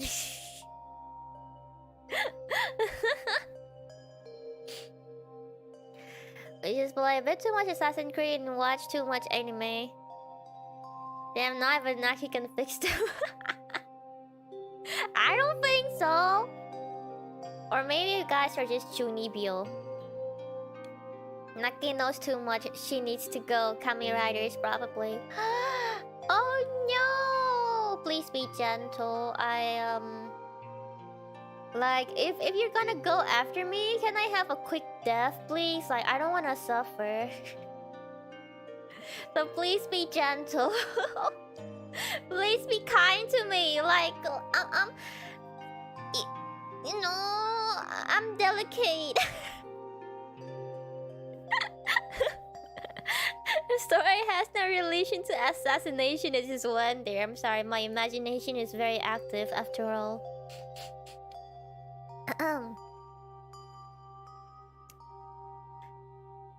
We've reached the edge of the fairy clearing where we always seems to end up. Yeah, odd turn. The stories about fairies, and here we're talking about assassin. I'm just trying to find a different way where we can solve this problem of them, you know? We need to think outside the box. Just wanted to make dokyun joke. And then Naki was like, assassin! Abigail's clue to my side. I wouldn't have it any other way. I'm trying to turn wholesome, sad story into an absolute horror. We're probably a little bit early to meet Alma, although they sometimes come by at this time. This grove is one of the easier places for the animals to come drink during winter, so it attracts all kinds of wildlife. Yeah, I've noticed all kinds of tracks in the snow leading around here. I mean, this world has magic, right? I wonder if mage-like exist. Like wizard, mage. Wonder if they exist. There must be someone more powerful than Evelyn. We just need their help. She nods, pleased. But then we enter the grove itself and my blood runs cold. Of course there's magic in this world. It's called Yuri. Oh yes, defeat her with the power of love. Why didn't I think of that? Oops. Oh no.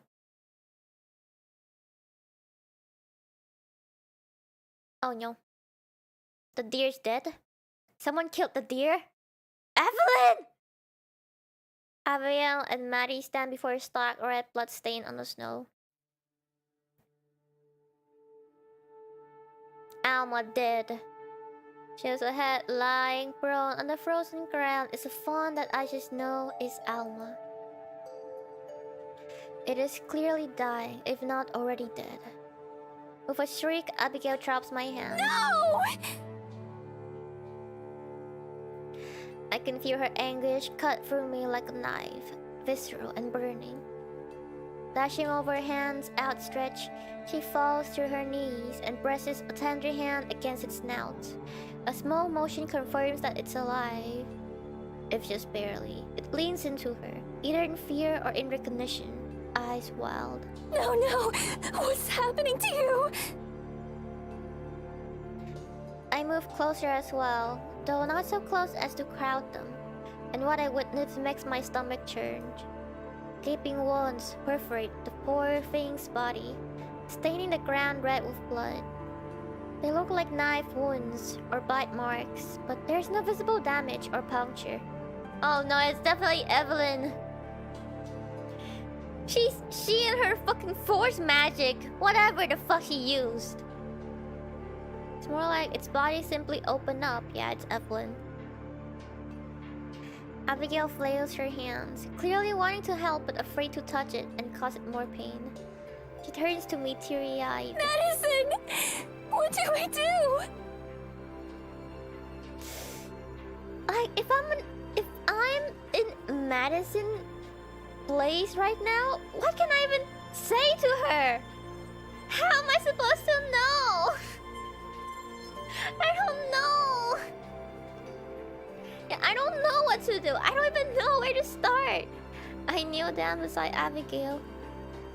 The lacerations covering Alma's body are clean and even, but varying in size.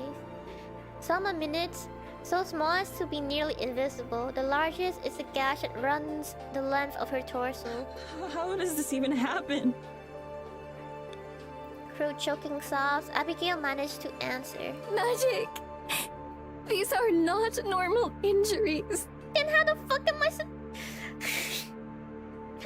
supposed to fix it? I know nothing about magic.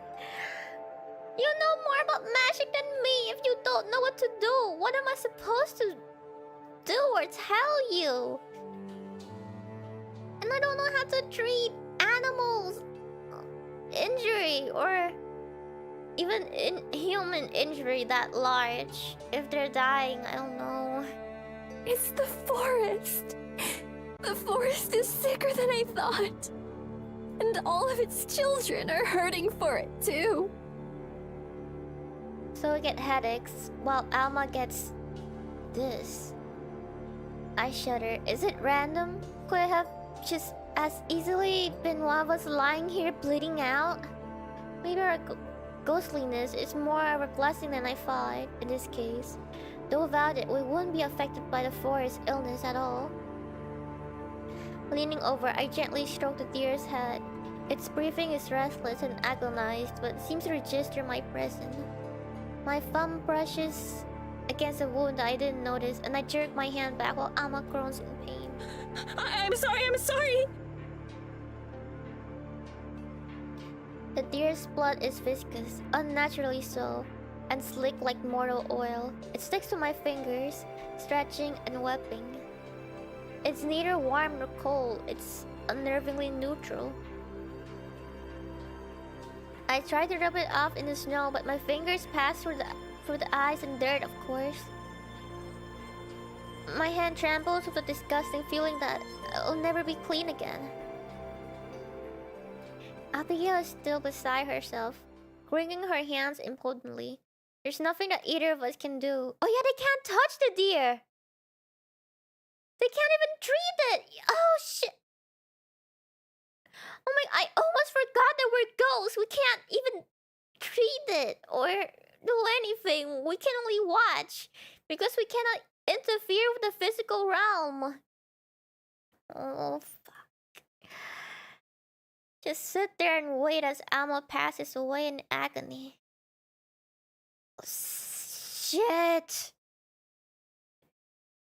Yeah, I didn't remember they're ghosts. But then a tremor reverberates through the clearing. The ground shakes, and snow is rattled from the branches. Fairy Balble stands up and down. Abigail and I both face the forest in the direction of the sound, already knowing what's coming. The forest spirit strides into view, as tall as the trees, but no taller. It brushes past trees with no notice of the branches and snow that it disturbs. As it draws into the clearing, it acknowledges the level gaze. It's been a while since Abigail and I have been by to see it. The deer looks up at the forest spirit with pain recognition, its eyes wide, breathing shallow with pathetic relief. Abigail looks up at it too, tearfully, clearly glad to see it. The spirit looms closer, its great presence alone seeming to revitalize the air around us. My headache vanishes in an instant. The spirit stretches out one immense finger, drawing from head to tail across the deer's mangled body. The two locks eyes, and as the spirit retracts its hand, it curls the finger inward, calling Alma to it. In one motion, the deer's eyes roll backwards as life exits its body. At the same time, its spectral form, ephemeral and perfect, rises from its corpse. Boundless as in life, it gives up one last glance, then it springs across the fallen snow before vanishing into thin air, gone to join some spectral herd somewhere. Abby wipes her eyes of tears and stands. She moves to the spirit's side and gently pats it. Thank you. I'm glad you came. So I guess the forest spirit can't even save it. It can only like relieve it of its pain by, you know, actually killing it.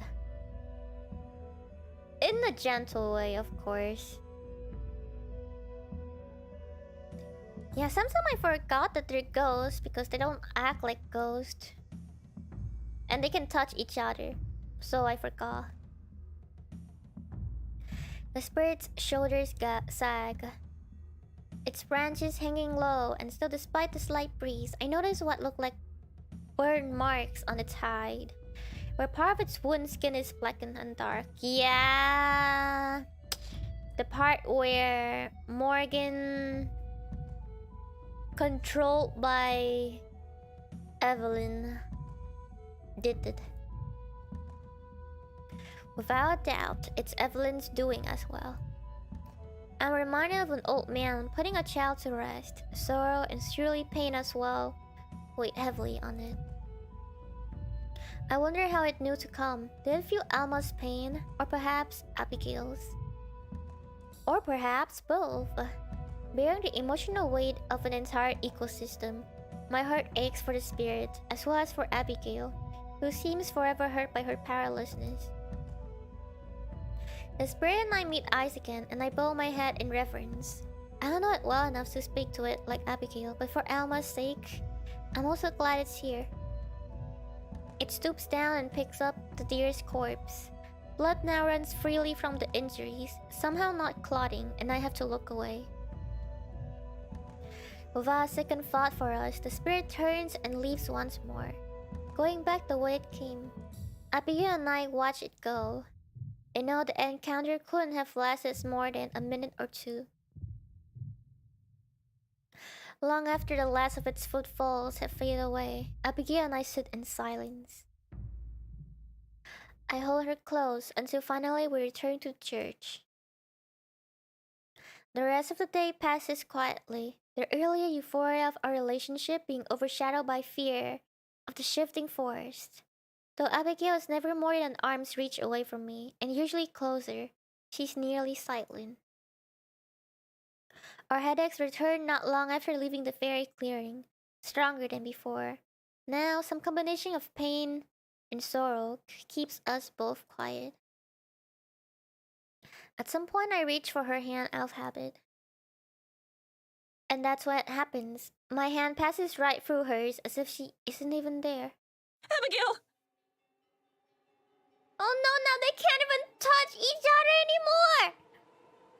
I knew it. I knew the happiness ends today. I fucking know it.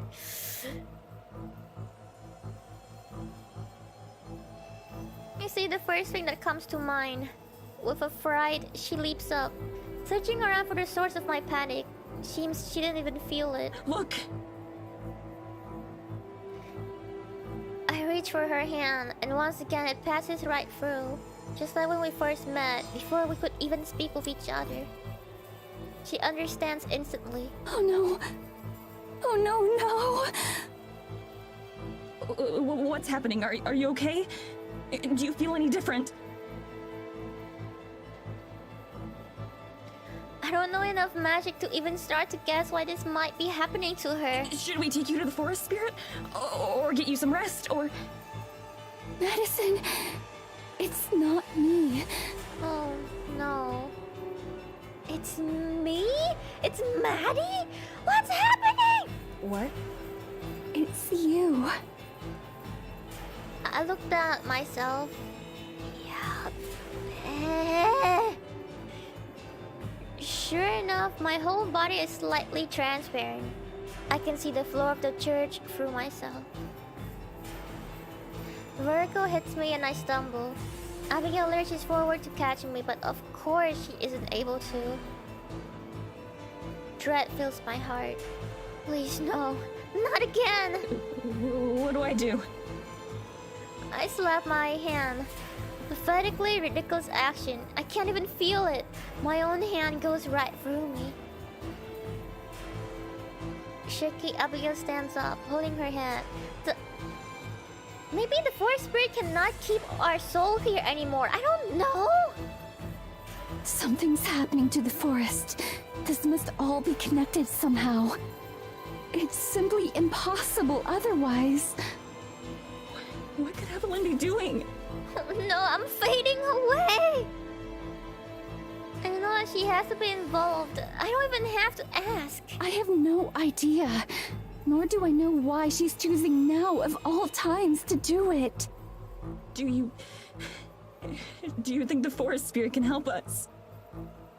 The forest spirit is all I can think of. The only ally that we have. At least it's a powerful one. Abigail looks away. I'm sure the spirit was her first thought too. Perhaps we can try. Wordlessly, she heads off the church and I follow behind her. The happiness and joy that we shared so recently has evaporated entirely. Of course. Of course, it never lasts long. We were happy for 2 fucking days. A whole 2 days, guys. I wish that life, whatever form it takes for us, could just slow down. That we could have more than a moment to rest. But I know that's impossible while Evelyn is still out there. And I know that one day or another, we're going to have to be the ones to deal with her. This is even less than that 10,000 yen manga. They had like, what, 3 days of happiness? They had 2! It's even less! And then they suffer afterwards. In 10,000 yen, like they had their 3 days of happiness and they die together, I guess. But like, bro, we have 2 days and we're back to suffering. What the fuck? But what I don't know is if we even have a chance.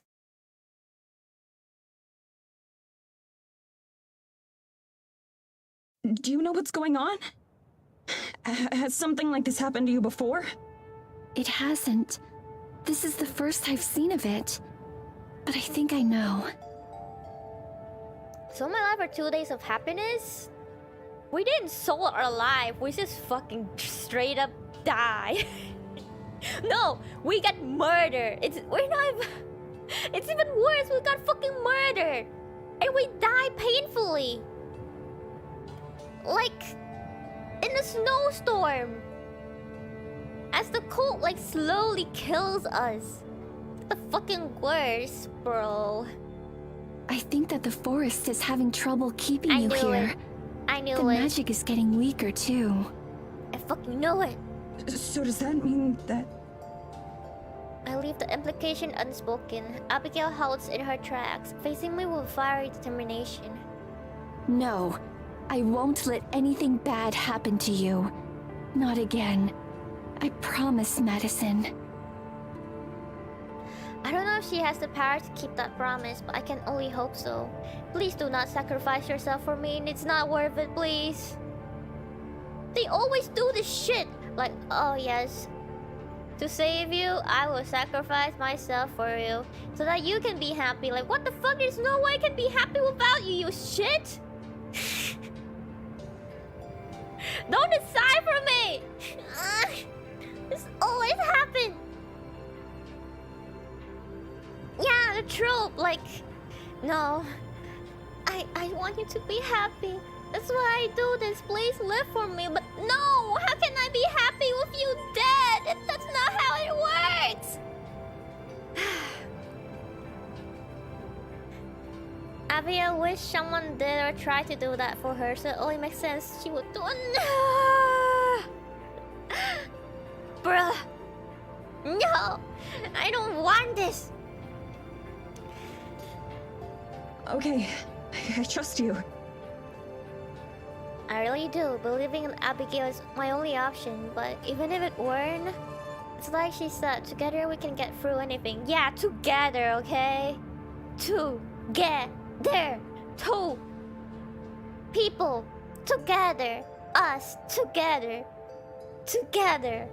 Remember this. Remember this, Abigail. It has to be together. Try not to think of what it would mean if I'm wrong. I'm not even totally sure myself. Will I just cease to exist? Go on to an afterlife? Something else? None of the options are especially appealing, and I know that dwelling on them will only make me feel worse. So I just focus on here and now, and on sticking close with Abigail. Even I can tell she's right when she says the whole forest is affected. Aside from the harsh winds, everything else feels subdued somehow. With 1.5 people now, yeah, cause I'm like fucking fading away, but anyway. I'm okay! I'm still hanging on! The trees don't seem to stand as tall, and the leaves and needles look dull, even by wintry standards. While little sunlight there feels dreary rather than bright. A light snow falls from the sky, but the heavy clouds overhead promise more, and soon. It occurs to me that we've been walking longer than we normally have to. Instead of changing the forest path to get us there quickly, we're following the regular route through the trees. Hey, why aren't we taking a shortcut through the forest? Is it too sick to let us do that? Wringing her hands, Abigail looks away. It's more that I'm afraid to try. If I push myself too hard, then... Yeah, she also might disappear. She leaves the consequences unspoken. I can imagine what they might be. The same as what's happening to me, or worse. Whatever exactly that is. Yeah, I hadn't thought about that. It's okay. Take as much time as you need. This looks dark. It is dark. It is dark. Let go my echo. It is dark right now. We are dying. Again. It's been so long since I visited the spirit. Our brief moment in the grove with Alma was the first time in days. I wonder if it's missed me. Maybe it's too dead to miss you. Of course it has. Who wouldn't? You're far too sweet, Madison. Maybe it's getting Alzheimer. If Forest Spirit can even get Alzheimer. She nuzzles her head against me. The angle is a little awkward since we're still walking, but it's nice. But then she jerks away like she was stung. Oh, you're back! Oh! Back? Her hand envelopes mine. Smooth and soft like always, rather than passing through me. Oh! Oh! Just because she can, she leans forward and gives me a quick peck on the lips. I was so worried.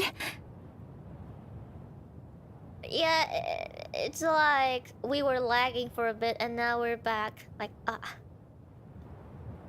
Well, but if it happens once, it can happen again. No. There's still a problem. If it happened once, it can happen again. Yes. Me too. This will not last forever. I rub my arms and sighs, making sure that I'm all there. Everything seems to be in order. Hopefully it's permanent. Indeed. It's not too much farther to the spirit either. We should hurry. Sweat makes her brow glisten a little. She's definitely still feeling strained, even though I can tell she's trying to hide. Don't push yourself too hard, sweetie. I won't. Still, despite her words, the longer we walk, the more visible a toll it seems to take on her. Her steps slow down, even though she wanted to hurry, and her breathing sounds labored. Are you sure you're alright? Can we carry her? Can we princess carry Abby? I'm fine. It's just... Rubbing her eyes, she shakes her head.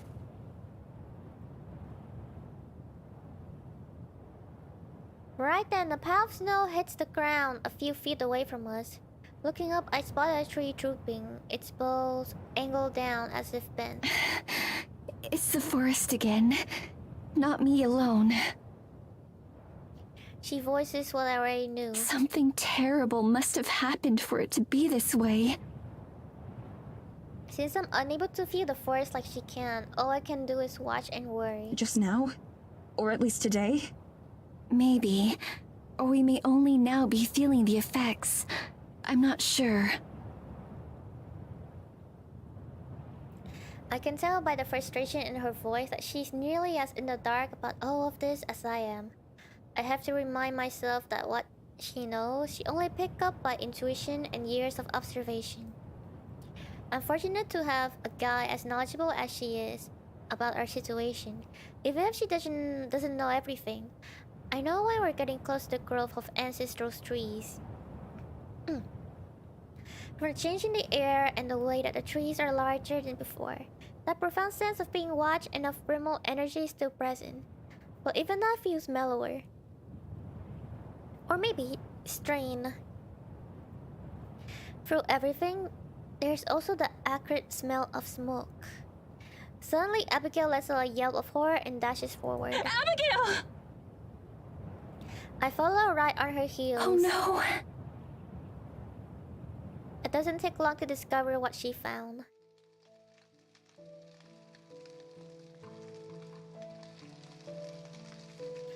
Where once there was a mighty tree, all that remains is a blistered and charred husk, blackened by flames. A painful buzzing penetrates my head, nearly unbearable, and all I can do is watch in horror as a foreign sorrow emanates. Even I can tell that this is the forest crying out, here at the locus of its pain, even if I'm affected. I can't imagine how Abigail must feel. Her fingers run across the damaged wood as if searching for a sign of life. It's on fire? I don't think it's on fire right now. I guess because they reuse, you know, background and stuff and SFX. I have to remember that this isn't just another part of the forest. This is its heart, its very soul. And for so long, it was also her home. How did I not know? I've been so happy these few days that I must have blinded myself to the pain of the forest. From behind, I grabbed my arms around her, pressing my face against her shoulder. I'm sorry. It's not your fault, though. Even if you knew, you couldn't have changed it. If anything, we were lucky to have those few days. She's not wrong. She clings to me, pinning my arms into an even tighter embrace. As I feel her cry against me, my own uselessness feels like more of a curse than death ever was. I wish there was some magic word or spell I could use to make things better. But all I can do is hug her tightly and warmly, and hope that I'm as much of a reassurance for her as she is for me. The helplessness is the worst feeling though. It's like you can't do anything. Then without warning, I once again see my arms go transparent, and the feeling of Abigail against me disappears. Although this time it's not as a big shock, it's still a reminder that we don't have long to wait.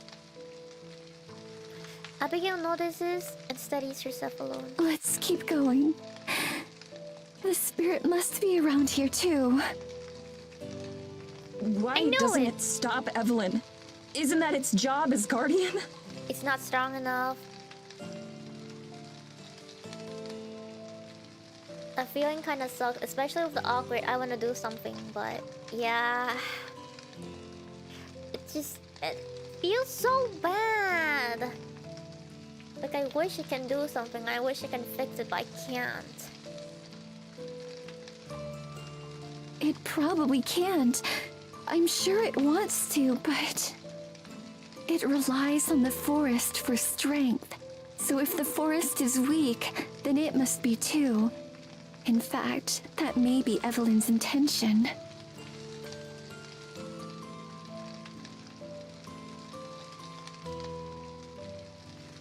The sinking feeling in my stomach intensifies. If she's even stronger than the forest spirit, then what hope do we have? I don't voice that fear though. I'm sure Abigail's already worried about the same thing. It isn't much longer before we encounter the spirit. At first, we almost miss it. The forest spirit stands idle in a clearing, as if lost in thought. It barely seems to notice us when we approach. A slight tilt of its head is the only acknowledgement we get. It's small, smaller than I've seen it before. It's barely as tall as I am. The lights in its eyes, usually bright and terrifying, have gone dim. Looks more like the wounded deer from the clearing the other day than the being who helped it pass on. Just like the trees it protects, its branches sag and are bare. A few have jagged ends, as if something snapped them off. None of the wildlife that usually accompany it is around. Instead, it seems alone and abandoned. Though it hasn't been long since we last saw it last, it looks significantly pain. I wonder if its salvation of Alma was taxing on it. Abigail cries out again, just like when we came across the burned trees. As anguished as she sounded then, this time it's even worse. I hang back as she runs to its side, not wanting to intrude on a private moment. She places a hand on its leg, crooning something that I can't make out. Though the spirit tilts its head a little bit more to face her, the motion is tilted and janky. As exhausted and sick as Abigail seems, the forest spirit seems to have it 10 times worse. It makes a mournful sound, a deep and sonorous hum. It seems to echo and reverberate off the trees around us. Though I can't understand it like Abigail can, the pain and suffering in its tone is obvious. Abigail presses a cheek against it, patting the creature gently, the same way she sometimes comforts me. I looked at myself, shimmery and transparent. And I'm pretty sure we won't be getting any assistance from the spirit. A wave of nausea hits me as I ponder just what that means. I don't have any backup plans. If Abigail does, she didn't mention them. Is my only choice to just stay like this and hope my condition doesn't get any worse? Ever since I came here to the forest, it's felt like I haven't had any control over my own fate. And I can't help but wear this with the final nail in the coffin. Perhaps literally. I fidget, adjusting my scarf and hood in classes countless times. Abigail remains close to the spirit, pacing slow circles around it as she talks to it softly. I wonder what she's saying. Sometimes the spirit will hum or make a gesture that could be a nod. All the while, I keep my respectful distance. At some point, I realize it's snowing. I don't know how long it's been going on. As some of the snow settles on the spirit's broad shoulders, it doesn't look festive or pretty. It just looks pitiful. The spirit sags, bearing the weight of the world. I'm not sure how long I wait, but I don't rush Abigail at all. This could be the last opportunity she has to speak with the forest spirit, judging by its condition. I'm sure she's thinking the same thing. I flip between solid and intangible so many times that I stop keeping track. I just watch the two of them. Finally, Abigail pulls herself away from the spirits. She approaches me, looking like she wants to say something but doesn't. Her eyes say it all though. I try to hug her, but she softly shakes her head and instead escorts me away, back into the woods. Though she never looks back, I do, but just once. The spirit's lonely eyes watch us go.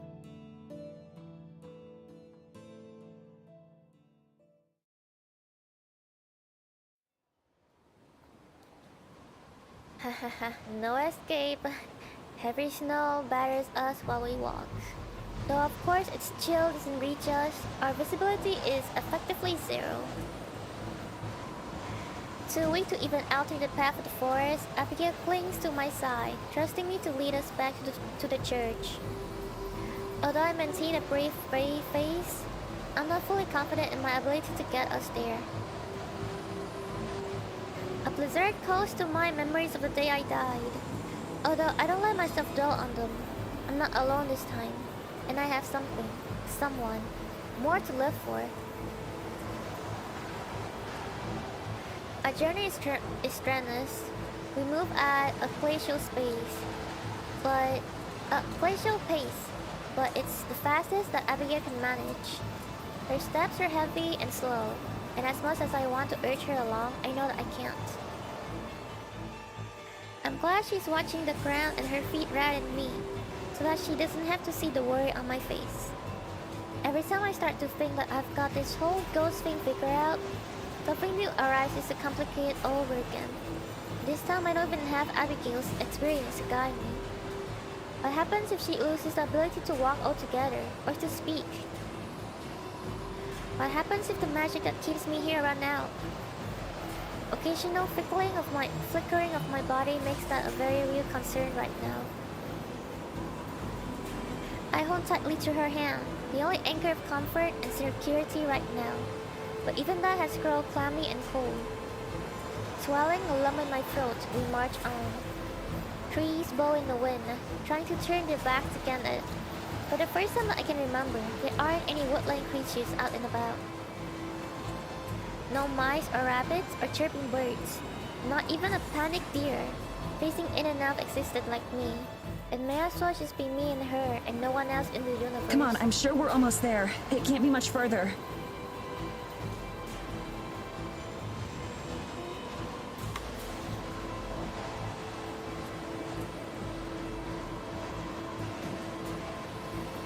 Medias, hello! How is dating Master Naki doing today? Doing very badly. Everyone is dying. It's all tragedy. No one is happy. We're in a very complicated situation, and I cannot do anything to fix it. It's helpless.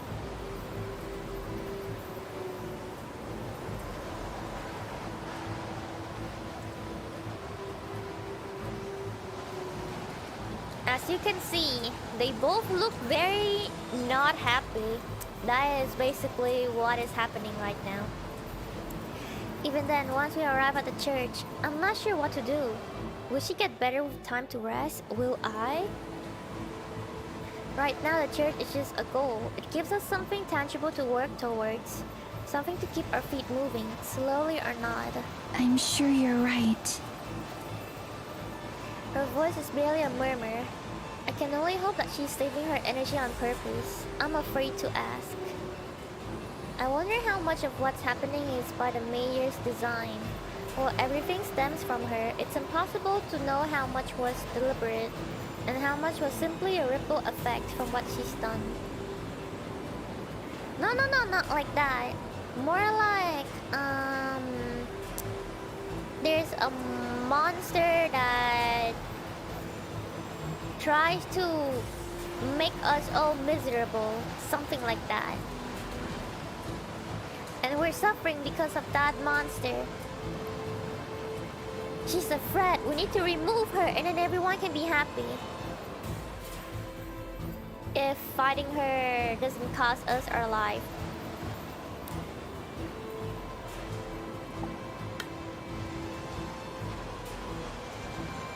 I wonder if she even considers us a threat or gives us any thought at all. If she doesn't, then maybe we can use that against her. Of course, first we have to reach a point where we can do that. During a momentary lapse in the blizzard, I'm able to make out a welcome sight in the haze. A warped and clothed tree that I distinctly remember from an earlier trip. Look, you recognize that tree too, right? I'm pretty sure you were the one who showed it to me the first time. We're almost home. Abigail nods weakly, though she doesn't say anything. I squeezed her hand, trying to impart some strength into her.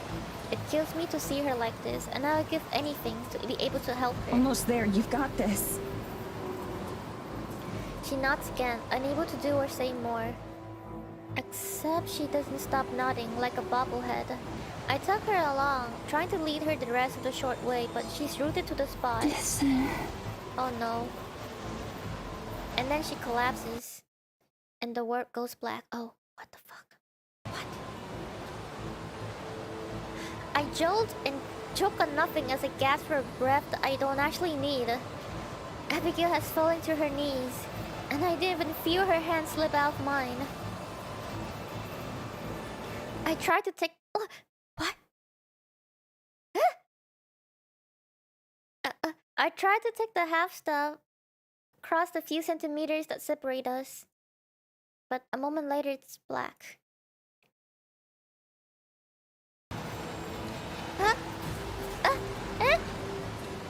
It takes me a moment to understand, and I immediately wish that I hadn't.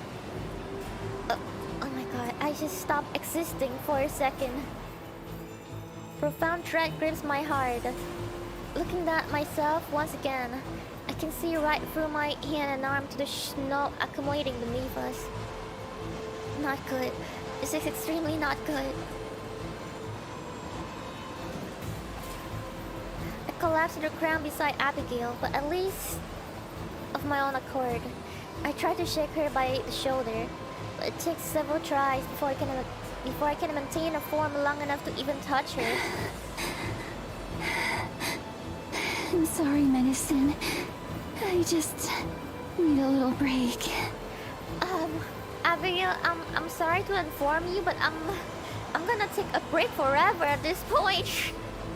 I will cease to exist, Abby-chan! I am ceasing to exist!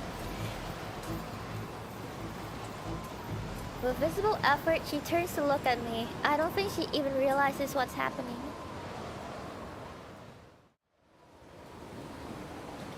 But then I face into non-existent for another moment, and when I come back, horror is clearly etched onto her face.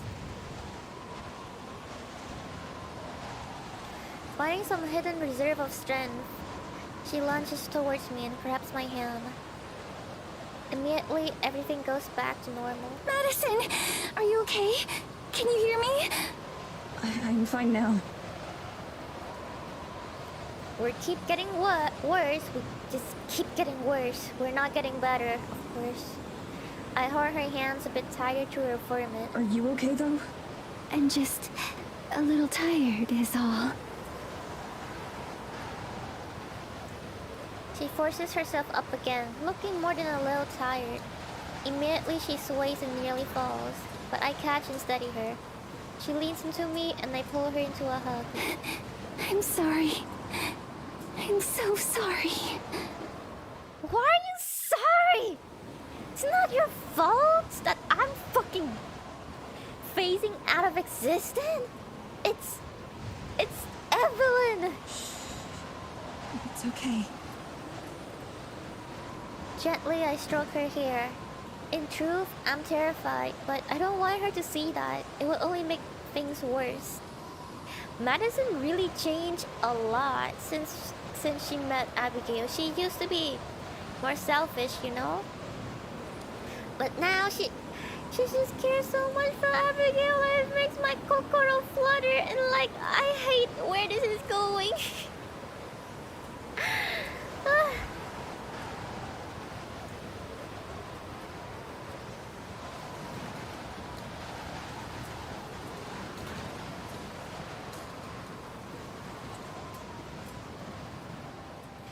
I guide Abigail over to a fallen tree where we can sit down, indifferent to the blizzard, even though the church isn't much farther.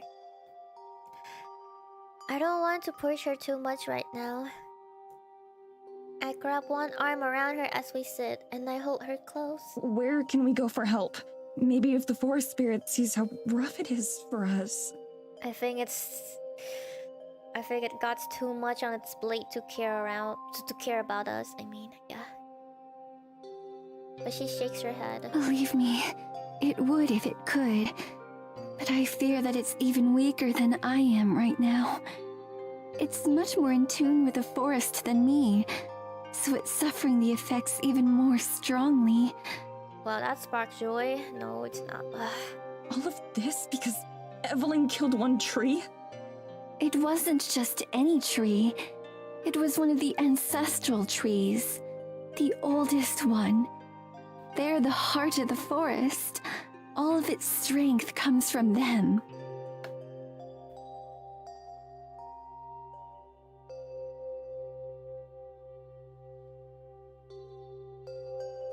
I can't pretend to understand their importance, but I know that Abigail isn't exaggerating. Not at a time like this. So what do we do? There has to be some sort of solution, right? Can we plant another tree or something? I was joking about the planting trees things.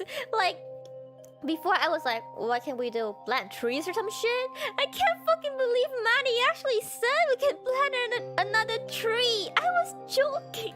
Maddie, don't take me seriously.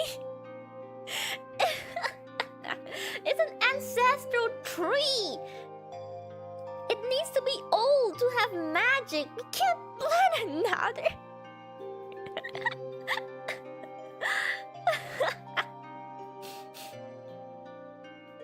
Even as I say it, I know the idea is ridiculous. We don't exactly have the centuries it would take for a new tree to grow up as big and strong as the one that was killed. The forest spirit is supposed to become the next one.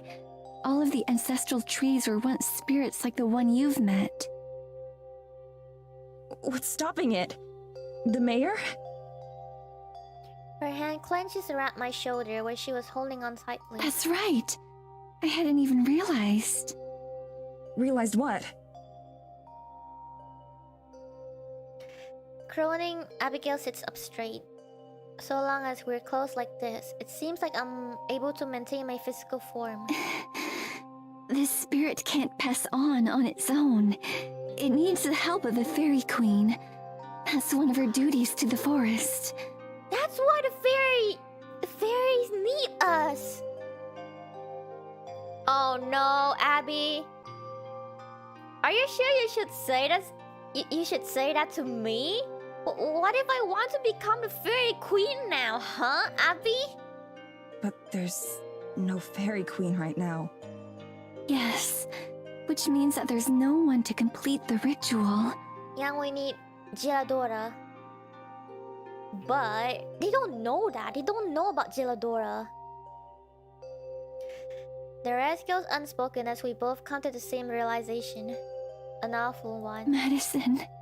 I know. There aren't any other options, are there? Oh no. None that I know of.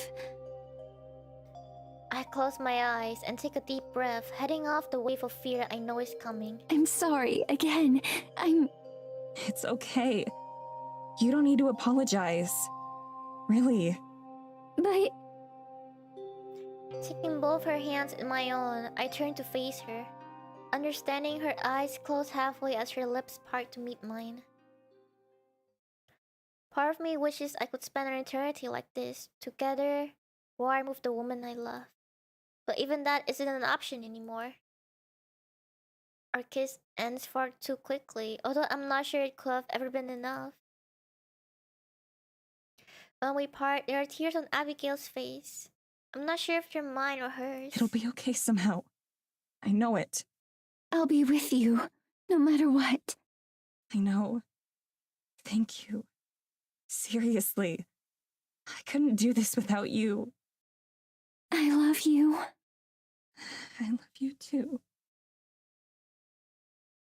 This sounds like a death flag!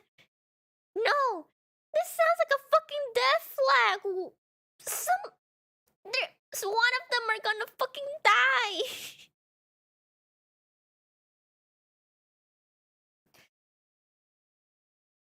As one, we turn and face the forest again, putting the church behind us.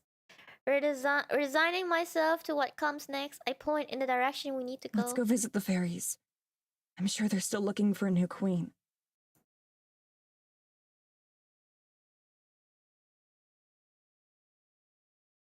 Once again, we reach a grove where the fairies nest. It occurs to me that that is the only part that seems unaffected by the forest sickness. The trees are just as vibrant as ever, and the pond just as crystal clear. We stumble into the middle, near the shore of the pond. Abigail takes several woozy steps, and I hold her shoulder to keep her steady. Then I flicker, and she starts to fall, barely managing to keep her balance. Forget days or even hours to find another solution. We might not even have minutes. Hello? I call out, a bit surprised that none of the fairies have come to greet us. I watch the trees and listen for the buzz and flutter of wings. But it remains silent and still. Hello? Fairies! It feels a little absurd and on the nose, but I don't know what else to say. There's no response. Please, we need your help!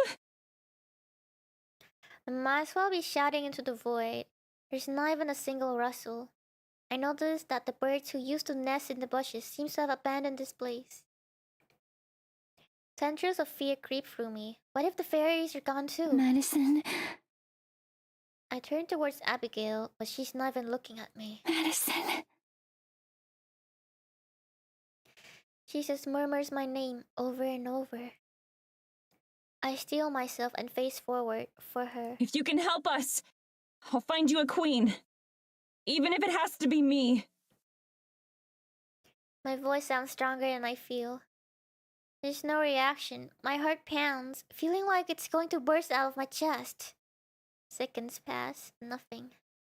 Beside me, Abigail has fallen silent, swaying on her feet but looking as if she might collapse. All of her trust and hope has been placed in me. I can't let her down. I won't let her down. Just as I gathered breath to yell out again, I start to hear a faint buzzing sound deep in the trees. Something flickers, far away but getting closer. I realize many somethings. Tiny lights spark to life, woven throughout and across the trees like Christmas lights. Those and a growing buzzing herald the arrival of the fairies. They burst from the trees as a swarm, nearly enough to darken the sky overhead. Like before, tree pick break apart from the rest and swoop towards us. I recognize them as the three I spoke to before. The ones I named Hey, Anon, and Frio. Anon is this one. I remember the yellow hair one, cause same hair color as Anon of PRISM Project. You're back! To be queen? We've been waiting. They watch inquisitively while the rest of the swarm hover overhead. It isn't what I want. I still barely know what being a queen will entail, much less a fairy queen. All I have is one short vision. But it's not like I have time to research or to learn. There's not time for anything else. It's this or disappear forever and leave Abigail to whatever fate she's suffering. Of course, that's not an option I'm ever willing to consider. I put on the sternest face I can and lock eyes with the fairy in the middle. Only if you can help us. Wordlessly, the three fairies start forward, inspecting Abigail and me. They communicate silently with each other, leaving me to wonder what they're saying and thinking. A minute later, they return to their position in front of my face. Name your terms. But are you sure? We think we know. If you make us human again, and stop whatever it is that's happening to us, then I'll make sure you have a queen. Whether it's me or someone else. A queen! Who else could it be? We've spent so long looking. There's not much time left! For you or for us? Wait, what do you mean? What are you running out of time for? She'll make her move! Evelyn. Haven't you seen? The moonsick one. Moonsick, there's that word again. Moonsick one. You mean Evelyn? Evelyn! A human name! It must be her! I don't fully follow, but there's no one else they could be referring to. There's so much that I want to ask, but I can't right now. How long do we have? Until the moon is at its brightest! That's when she's strongest! Will you be ready then? I'll have to be. I haven't been paying much attention to the moon, but I know that it can't be more than a week until it's full. Probably less. I really wish I had Tara's stupid shirts to use as a reference right now. Tara. In all of this, I haven't even really been considering that by becoming human again, not just a ghost, I'll be able to see her. That's at least one big upside. Although I don't know where I will even begin catching up, still that's something else to be figured out later. Facing the fairies, I nod. Okay. We can start preparing! Are you ready? It won't take long. Yeah. I just need a moment to get ready too. The fairies flit off and rejoin the rest of the kind. Not bothering to respond, that's fine by me. I turn back to Abigail, who's been silent throughout this entire thing. At first, I thought maybe she would pass out, but instead she's watching me with anxious eyes. Madison, are you sure? Softly, she leans against me. Well, she kind of falls. Yes, I'm sure. The fairies have all gathered near the pond. Close to one of the trees, they watch us intently, ruining the chance of any private moment. I kiss Abigail's cheek and feel her nuzzle against me for just a moment. I love you, Madison. She said it with much more strength than she's been able to muster so far. This is going well, better than before at least. Yeah, at least we have hope, you know? At least it's not all despair. Like, there's a route to go. I love you too. I look into each other's eyes for one last moment, then I turn and stride towards the fairies. I don't let myself look down. I don't let my hands shake. I keep my steps measured and even. I only glance back once to where Abigail is watching me. Then Hey, Frio, and Anon descend once more. Frio loosely grips a crowd of woven flowers and leaves, as self-seasoned as the rest of this grove. I would say that it doesn't feel real, but to tell the truth, it's been a long time since anything has. Is it time? We hope it is. Just put this on. That's it. All I have to do is put on the crown? You only need the crown to become a fairy queen. It's that easy?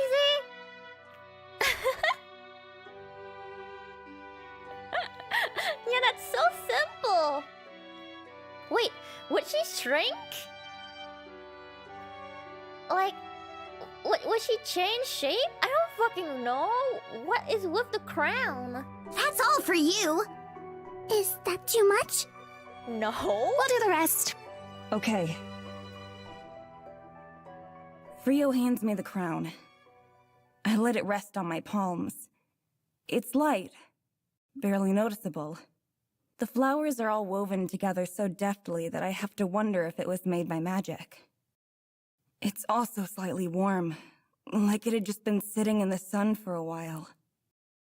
I swallow the lump in my throat.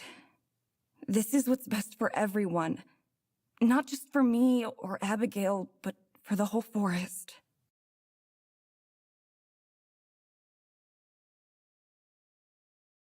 With one swift motion, I reach up and place the crown on my head. It fits her, actually.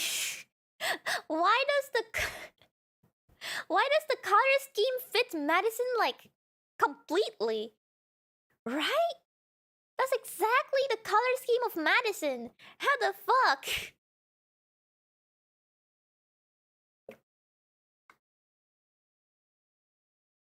Does all crown looks like this, or is it because they're made specifically for us, or is it because the flower crown suit us? That's why the fairy was like, yeah, Maddie, you can be the fairy queen.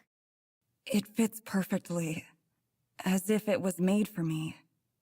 I wonder if it was. Imagine if your head is too small and the flower crown just slip right through.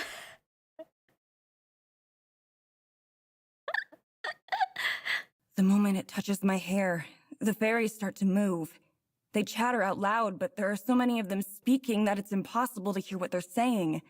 I don't even know if they're human words. What if I want to wear it and it's stuck in my ears?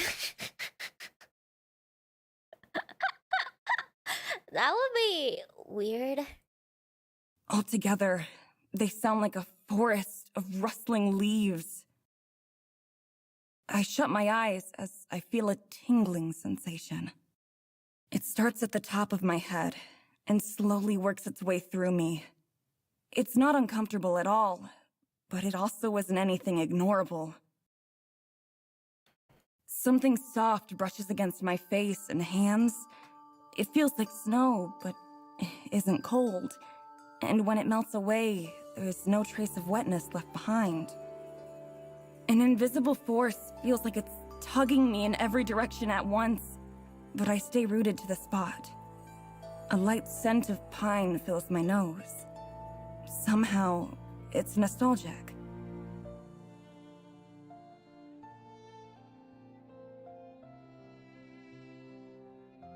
She is hand-shinning! Holy shit. As Maddie is crowned the fairy queen, with her outfit changing to match her new role. Her simple jacket changes into a long, frilly green dress with white lace, decorated with blooming flowers. Holy shit, she's so pretty! She is so pretty! Oh my god, this art! I know! And she looks beautiful. I like how they still let her keep her glasses. That's amazing! I open my eyes, still in the middle of my metamorphosis. Warmth spreads through my body like a hot cup of coffee, and with it comes understanding of the forest and how I'm a part of it. I'm acutely aware of its existence, tuned to its precise frequency. I imagine this must be what Abigail meant by being connected.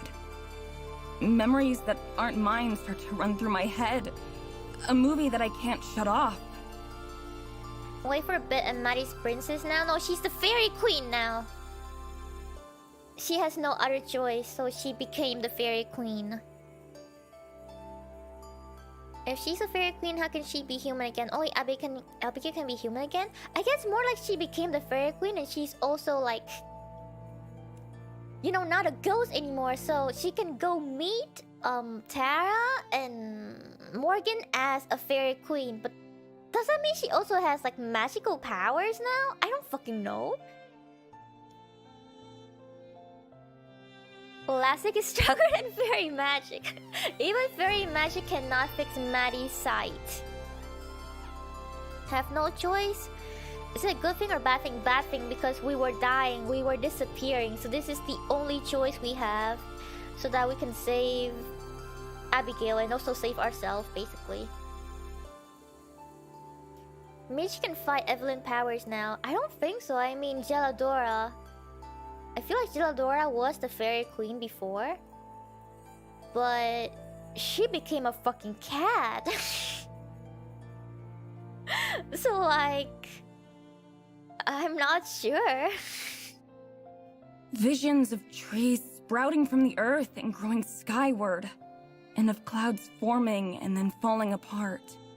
Each denizen of the forest, every tree, every deer, even the forest spirit itself, come to mind at once, feeling like old friends I haven't seen in a while. None of it feels new. It's not intrusive or foreign. Rather, this knowledge feels like something that's always been there, but without my awareness. Or maybe something I'd forgotten. Okay, but if we became the fairy queen, does that mean we can never go back to normal? I don't know. I hope we can. Like, can we just pass on the crown to Geladora when, you know, everything is settled and then back to human again? Or do we just become the fairy queen for like eternity or something? It's comfortable. And still the fairies dance overhead, their rustling chants even louder as they perform their ritual. That'll be spoilers? Okay. Okay, I'm just thinking of other possibilities, you know.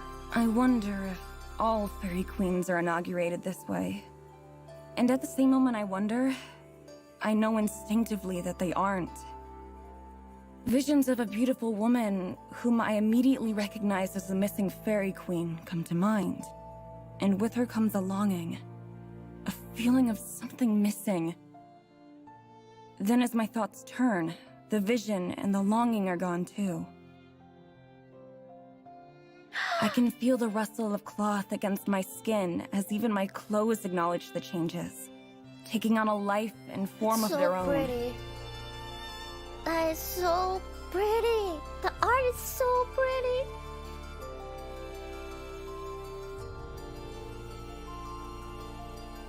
They lengthen and stretch and puff out, becoming a dress more elaborate and beautiful than anything I've ever worn before. Living, breathing flowers bloom from its hem right before my eyes, matching the crown on my head. I feel the magic work its way through, over, and around me, enveloping tightly. And then, as the ceremony comes close to an end, I start to feel it drain out of me. It seeps down and out, and back into the earth and air, returning to the forest that lent me its strength and trust to take on this role. As I heave a deep breath, the enormity of the responsibility that's been placed on me feels heavy, but not unbearably so. If anything, I'm reassured by the competence and power that I can simply feel that I have. I'm not invincible. I know that much. But for the first time in ages, I feel like I'm in control. I stumble, just a little bit, as my feet touch the ground that I never knew I'd left. The instant that I do, the last of the shifting magic leaves me, although I can still feel it as part of the forest. Without anyone saying anything, without any confirmation, I simply know. It's done. I've become the fairy queen.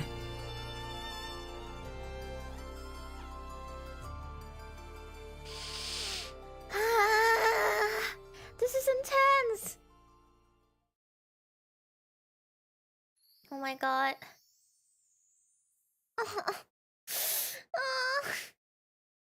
Wait, let me save.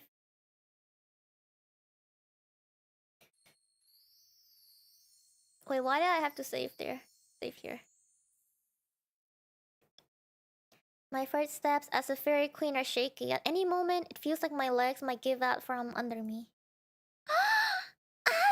She is so pretty! Yet at the same time, I feel a strange sort of confidence and inner strength. I don't know if magic literally courses through my veins or not, but it feels that way. My next few steps as fairy queen are easier. I keep my gaze fixed on Abigail as I make my way towards her. She waits impatiently, concern clearly etched on her face. The fairy buzzed agitatedly over my head, darting and dashing in pointless patterns. Though they don't vocalize anything, I can hear the voices clearly in my head. Our queen! Welcome home. How does it feel? I acknowledge their words, and at the same time I can feel myself be acknowledged. It comes as naturally as breathing. I promise that I'll get to them in a moment. Madison, are you alright? Abigail now has the Fairy Queen as her girlfriend.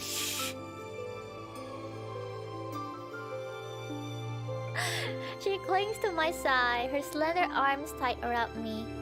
Though I'm not shaking anymore, her presence is still infinitely reassuring. I press my lips to her head, and we sway gently back and forth. I can feel her too, as a part of the forest. Her presence is as warm and comforting in my head as in my arms. I'm fine. I'm totally fine. Good night, Naki and chat. Hope you get fluffy fairy dreams. Thank you, Jin. Good night. Thank you for coming to the stream. You get to witness Madison became the fairy queen. That's enough. You can sleep well for tonight. Okay, bye-bye. I'll see you again. She makes a sound I think is a gasp, but that I soon realize is a sob. Abigail cries against my shoulder, her arms tightening like a vice. I don't ever want to let her go. I hold her as tightly as I can while her body is cracked with sobs. Her breath and tears are warm, almost painfully hot. The thin lace of my new outfit does little to inhibit them. I'm so sorry that all of this is happening. I'm sorry. Gently, I find her hands and take them in mine. I squeeze them, trying to impart the same kind of solace that she gives to me. It's okay. Really. Yeah, I have magic now. It's okay. I can protect you now, baby. Before, I was helpless and useless, but now, baby, I can protect you as a fairy queen. You're my concubine. You're my mistress. I marry no king.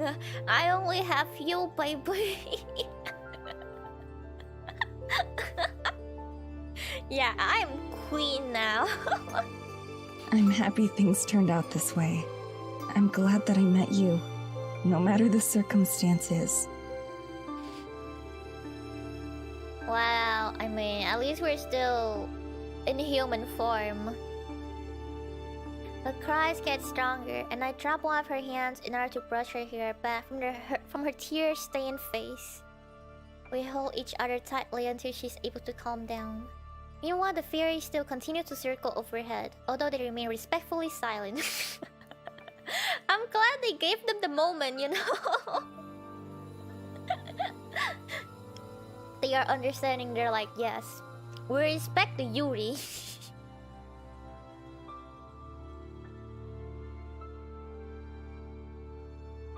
It's okay that I'm tearing from this. Yes, it's just totally okay. I ugly cry from this game. It is totally normal to cry. I shed way too much tears already, so I said that, but I will probably cry again. Queen cover? No. No. Finally, Abigail heaves a steady breath and steps back just a little bit. I'm sorry again. It was just that seeing you there with the fairy light. I mean, you looked beautiful. You still do. More than beautiful.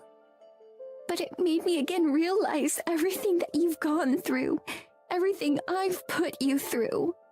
It's not your fault. What do you mean?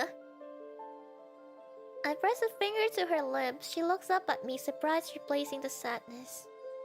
It's okay. I'd go through all of it again to end up here with you. I mean it.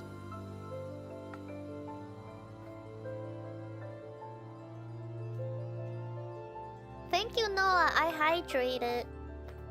Thank you. I drank water. The power of love. Amazing. Abigail sniffles heavily, and I can tell that she's trying not to cry again. You can make it up to me by getting out of all of this with me. She nods. That sounds more like a gift to me than the other way around. But I'll keep being selfish and take it. Good. I want you to be selfish. We kiss quickly and briefly and separate. I look up at the fairies above me, who are glad to be noticed again. They were the third wheel. They're like, when will our fairy queen look at us? Are we just fucking air?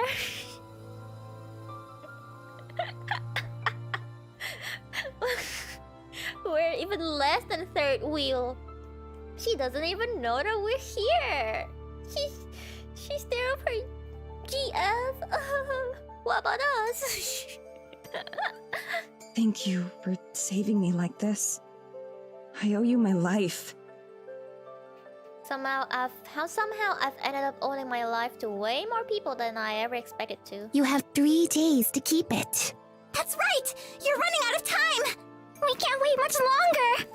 I know. I'll find a queen for you. I know that it won't be as easy as I make it sound. After meeting some of the Eisenfeld locals, I don't get the impression that any of them would be interested in the offer. Geladora! We need to talk with Morgan and Tara! Work together! Cooperate! Be a fucking team! I'm sorry. I'm way too excited. Still, I have 3 days to figure it out. We'll be waiting. We know we'll see you again. With a new queen or not. The ritual finished, the fairies quickly dispersed back into the trees. I'm glad there's no more ceremony or ritual to go along with my transformation. Okay, but are we doing the ceremony for the tree, for spirit to, you know, become the ancestral tree? Right now, or what? Wait for Geladora? I don't fucking know. I should just keep playing. Alone with Abigail once more, I head to the shore of the pond so that I can finally get a full glimpse of myself. I can barely recognize my own reflection. The girl staring back at me from beneath the wire looks much more suited to the position of queen than I expected. She looks calm and confident, like she's unafraid of whatever happens next. I hope I'm not just fooling myself. I turn this way and that, admiring my new outfit. Atop my head, the flower crown that the fairies gave me fits comfortably. I wonder if it's meant to tempt me into staying. Abigail moves closer, peering into the wire with me. Our reflections next to each other serve as a visible reminder as to why I can't stay. As comfortable and satisfying as this newfound gift is, I have no desire to keep it at the cost of our freedom. I'll get us out this. Are you ready to go? I am. Okay. First things first, we need to get in touch with Morgan and Tara. Yes, They probably know more about the mayor than we do. It'll also set my mind at ease a lot. There's so much I need to say to Tara. Even if I spend all 3 of our days just talking with her, that still won't be enough time. How will we do that? Going into the village would be far too dangerous. We don't have to. We just have to get to the cabin. I flex my fingers, still acutely aware of the magical tingling. And that's easy like this. Abigail runs her fingers over mine, her skin angelically soft as always. All right. I trust you. I curl my fingers, squeezing her hand again. Thank you. Aww. Speaking of which, there's something I think we should do. I pause a moment while she waits expectantly. Much like the way my coronation just ended, what I'm about to say seems unceremonious. I think I can return us to the physical plane, too. Both of us. Oh my god, yes! I have fucking magic! Take a second for the implication to sink in before Abigail's eyes grow wide as saucers. Madison! Are you sure? Her hand clutches her heart. Yeah. I can't explain how I know, but I just do. There's a lot of stuff that I can do now. Bro. We have fucking magic now. Let's fucking go. Yeah, I became the fairy queen and now I have fucking magic. Will she give her a new body? I think it's just temporarily making her visible. I don't know. I can't explain magic, guys. I'm just making assumptions. But that way, you'll be able to talk with Morgan and Tara too. And I know that we'll need all the help we can get at the end. They can both introduce their new girlfriend to each other. Like, hey, this is my girlfriend, Abigail. And I'm the fairy queen now. A lot happened when I'm gone. You don't need to be surprised. I'm back from the dead and I'm the fairy queen and I have a ghost girlfriend. This is totally not crazy at all, but yeah, it happened. Yeah, so anyway, I am queen now. Hi guys. I'm queen. I have magic now.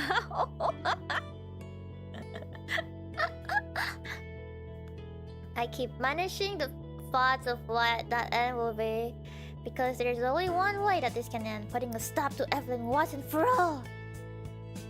Uttering that weighing on my mind along with everything else right now. I understand. You know that I wouldn't just abandon you, Madison. Yeah, I die, but I have a girlfriend and magic now. I'm also queen. I know. Abigail takes a deep breath, steadying herself. Okay, I'm ready. And also look at my dress. I didn't buy this, by the way. It was given to me. I look fabulous, bitch. Look at my trip.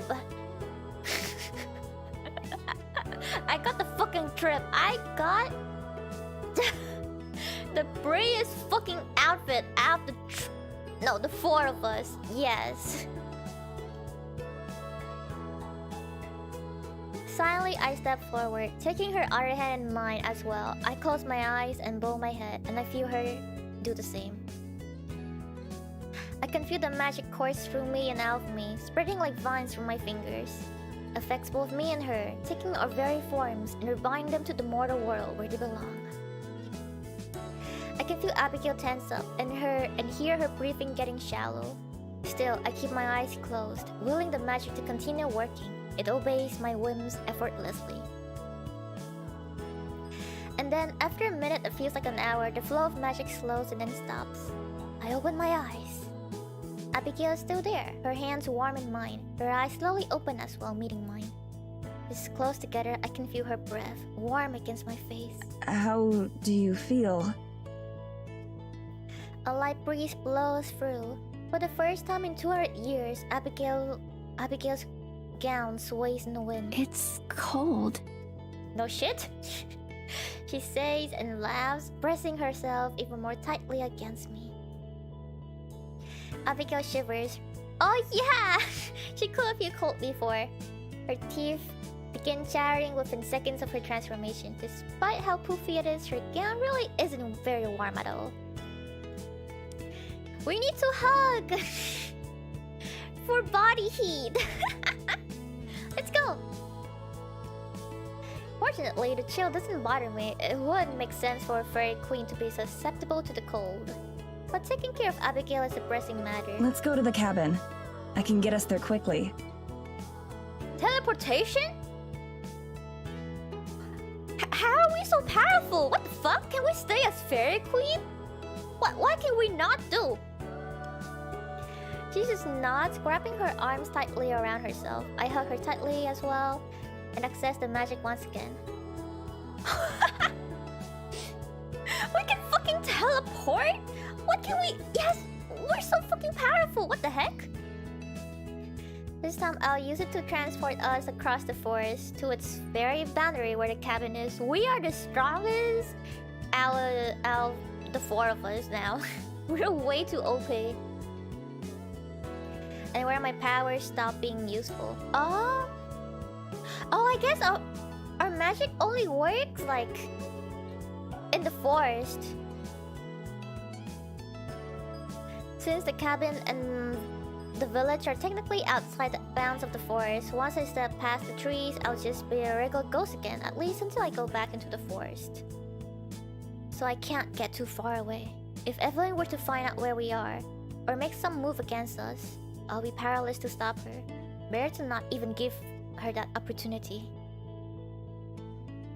Still, the transportation is smooth. It doesn't even feel like we move. Instead, we close our eyes in the fairy clearing. And when we open them again, the cabin is just in front of us. Okay guys, I need to go to an idol meeting for 1 sec. Or maybe not 1 second. Well, few minutes. This is so intense! I want to play more! So that's why I need to go to idol meeting so I can stay longer. Okay, I'll change to the waiting screen, the rare one. Okay, I'll be back.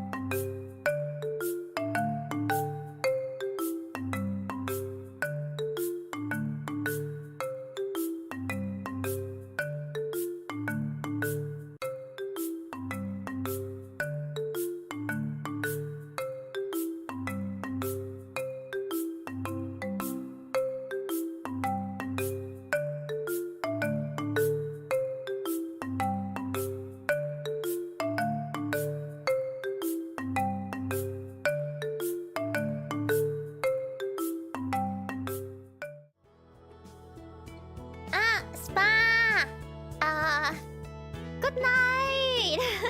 Thank you for coming to the stream. I'm back. Mochi Kitsuna, thank you for the super chat. And Green Boyum, thank you for the super chat. Yes, had about to small Naki. But what about me, huh? Thank you for the welcome back. Okay, let's continue. With Naki back in I can also be small. Like, this is small. See, I'm also small, Naki. Look, I'm small. I can even just sit in here.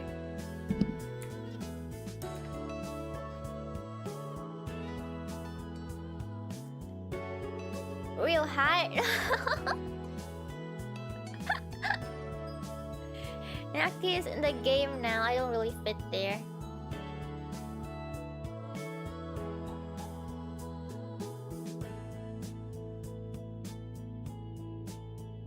Seeing it again strikes a pang in my heart. It feels like forever ago. I guess technically it was a lifetime ago. Headbutt real Naki. Yes! Yes, please.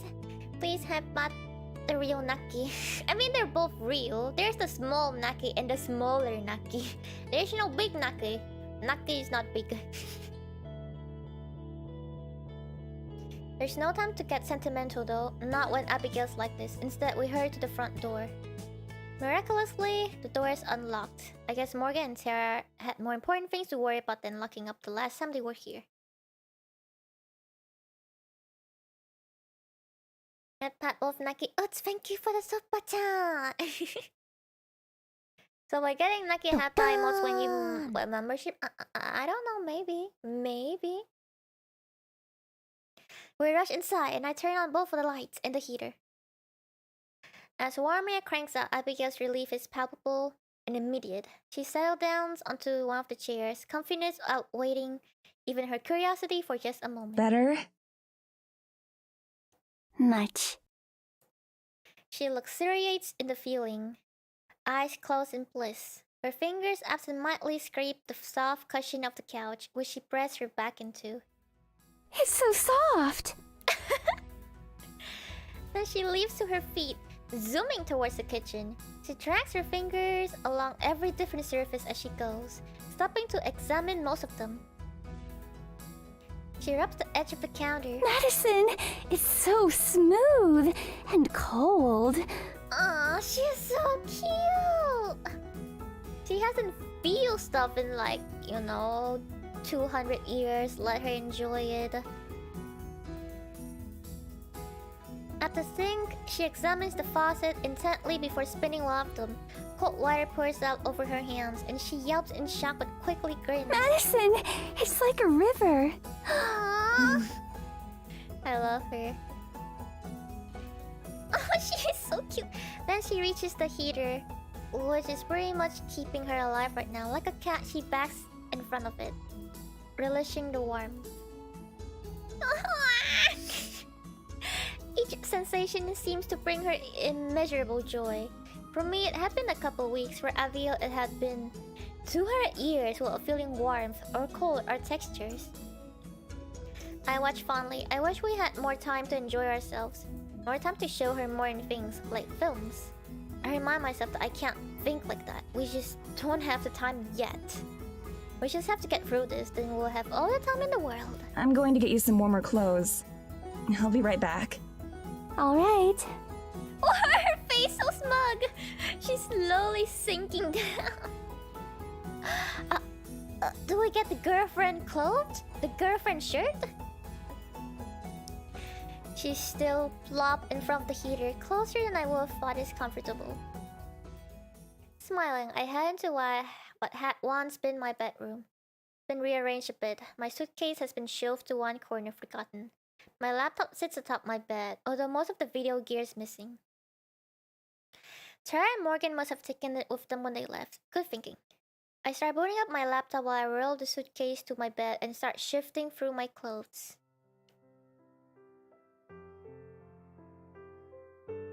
After everything I've been through, the actions feel so mundane that I have to give myself a second just to let it all sink in. Everything's been moving so fast.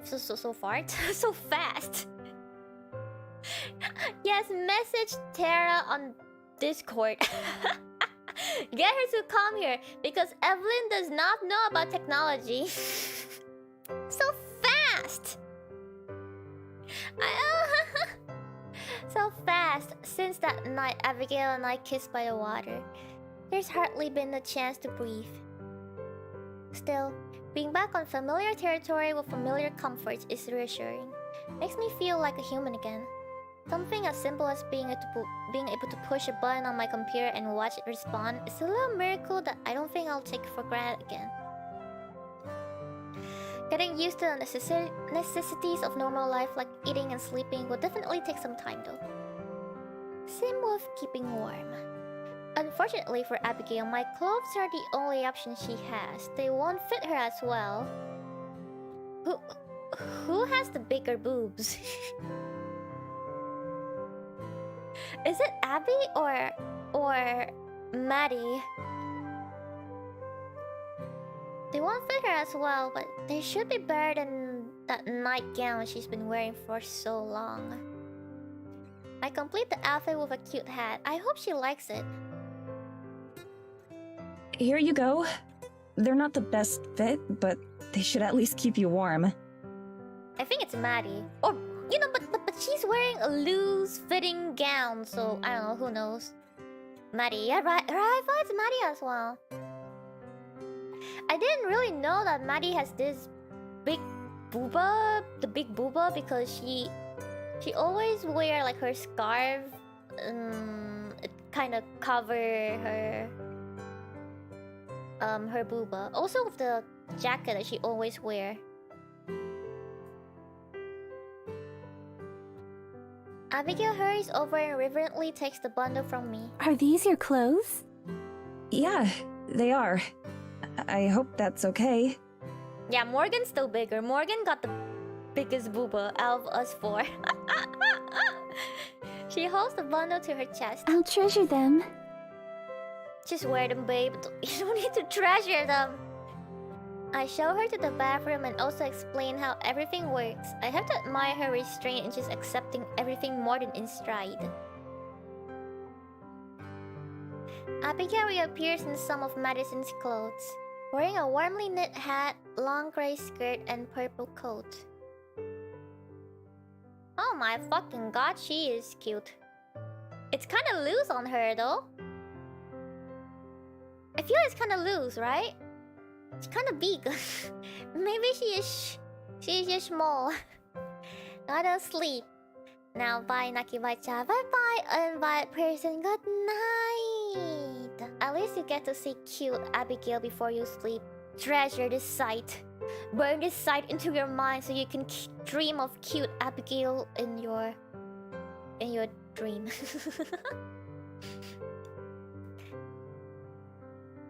Yeah, the hat is cute. It isn't too long before she emerges once again. She holds her arms wide, the cloth hanging a little loosely from her in parts, but she's smiling. Yeah, it's a bit loose. Truly the girlfriend shirt. Kano shato. How do I look? You look like an angel as always, baby. Gorgeous. Yes. That's the word that I managed to stammer out. Though there is a whole slew of them that would work. Like what I just said. You are like an angel, baby! Good night, gonna sleep na, have fun. Okay, good night, Eve. Ayasumi. Thank you for coming to the stream. Call me biased, but I think my clothes look better on her than on me. Yeah, yes, my girlfriend looks cuter in my clothes than me, of course. Giggling, she does a slow spin, showing off more. The person who chose them has wonderful taste.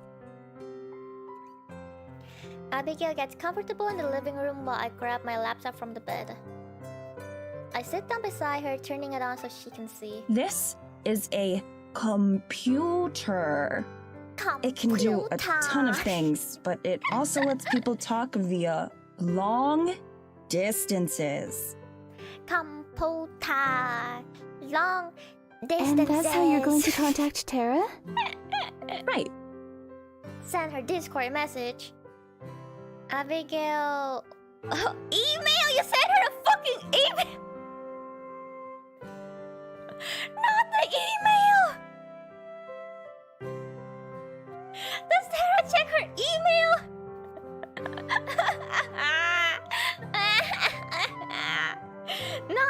Not Discord! Oh no. Tara, check Discord!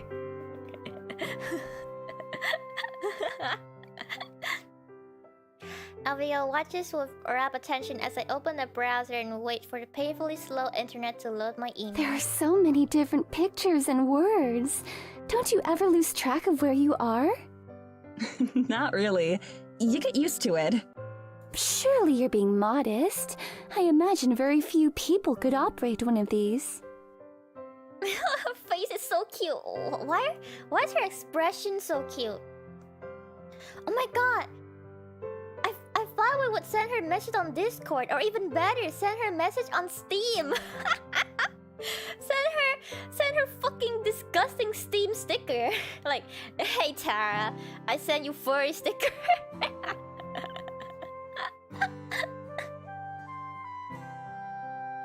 Actual boomer GF. Yeah. Oh! I love her! Same. This is so cute. This is so cute.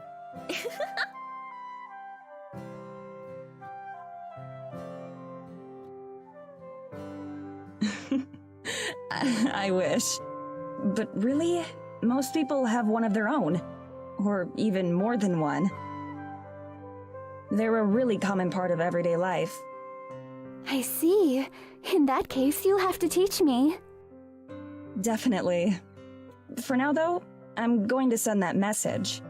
How will it be transported? It's,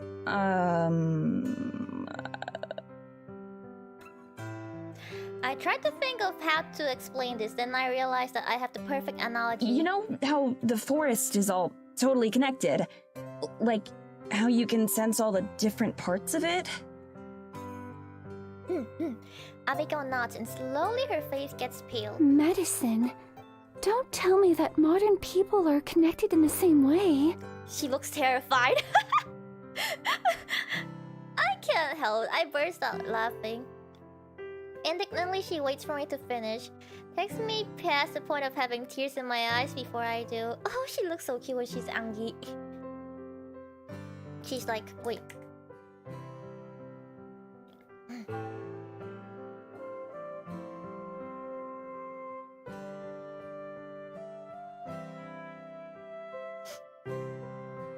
She is so cute. She's so cute. I can see that I was wrong. Oh, she also cute. She's even cute when she's angry.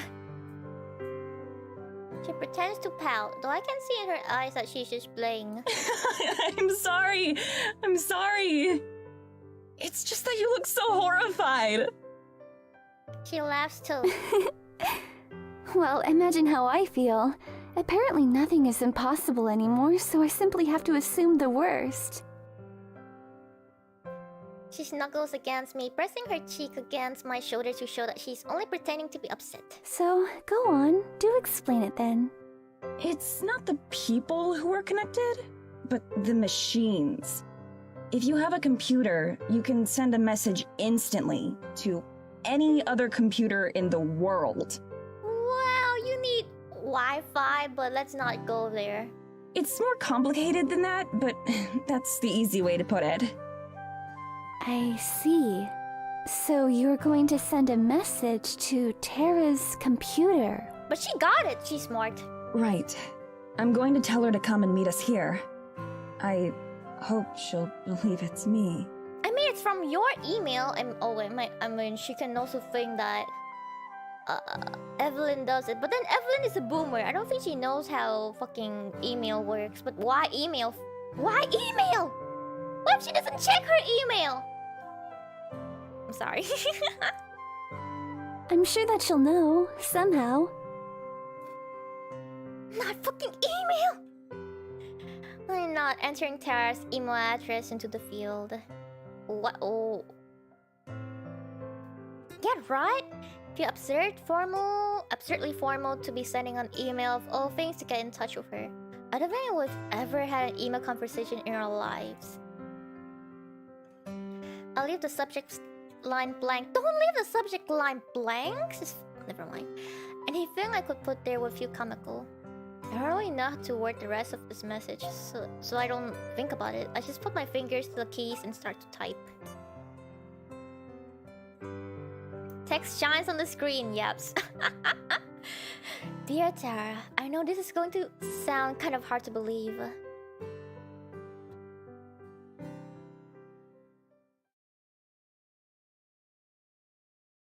Subject, so I came back to live.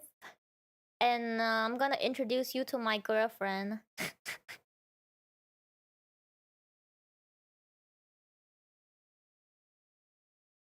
I'm acquainting Abby with modern technology when the sound of loud voices from outside interrupts me mid-sentence. Well, one very obnoxiously loud voice. I only know one person who can make a racket like that. Oh my god!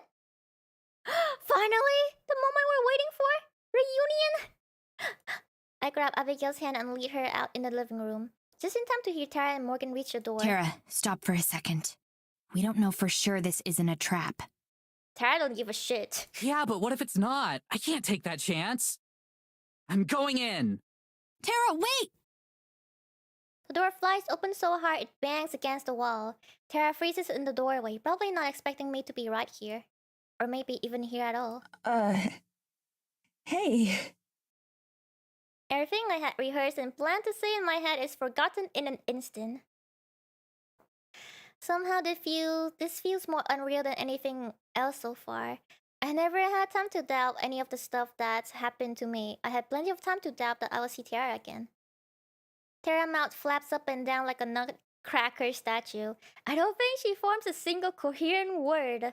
Morgan approaches from behind and places a protective hand on Tara's shoulder, but seems to reset her. She rubs her eyes as she stares at me. Either she doesn't believe what she's seeing or she's about to cry. Maybe both. You changed your look a little bit, huh? That's the first thing she say. You got the trip now, huh?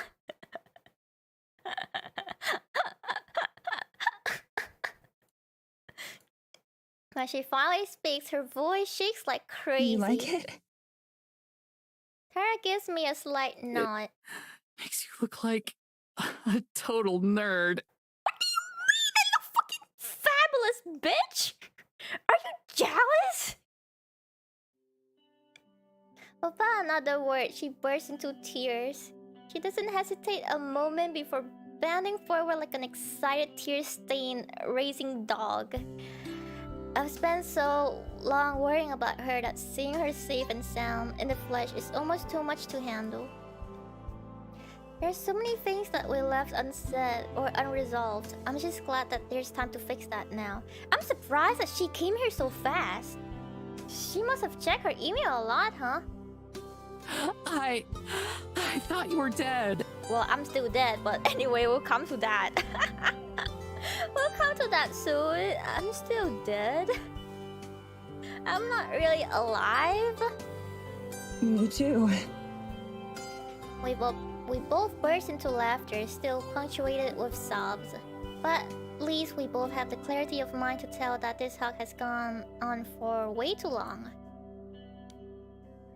When we split apart, she has a big dumb grin on her big dumb face. Welcome back, Mads. Good to be back, Tara. Our union over, Morgan finally steps forward, taking Tara's hand in her own. She smiles at me, her expression soft for once. Hey, Maddie. It's good to see you again. Her voice is as calm as ever, but the wild, genuine smile on her face tells me that these last couple weeks have changed her as much as they changed me. You too, Morgan. I feel I should say something more than that, but I know neither of us is much for words. It's nice to have someone else around who feels the same way for once. Before anything else, there's someone I'd like to introduce you to. I turn to gesture for Abigail, but at first, she's nowhere to be seen. Then I spot a familiar flash of pink and purple lingering by my bedroom door. Right, we've spent so long together I've had forgotten how timid she was when we first met. Yeah, meet my wife. Her eyes were wide as she wrings her hands, looking from me to Tara and back. Tara and Morgan look just as shocked once they notice her. I head over to where Abigail is and take her hand. They're okay. I promise. She nods, letting herself be led back into the living room. Tara, Morgan, I'd like you to meet Abigail. I pause for a moment. She's my girlfriend. I'm sorry, this makes me so happy. I don't fucking know why.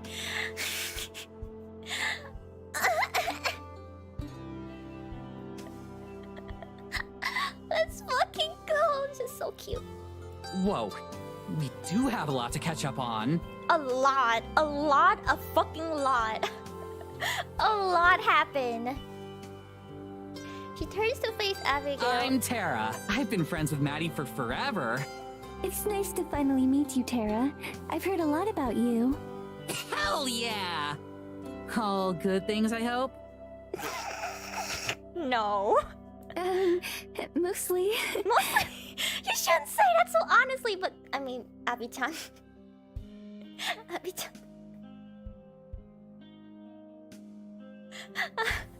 Mostly. I'll take it. Well, she's happy. That's fine.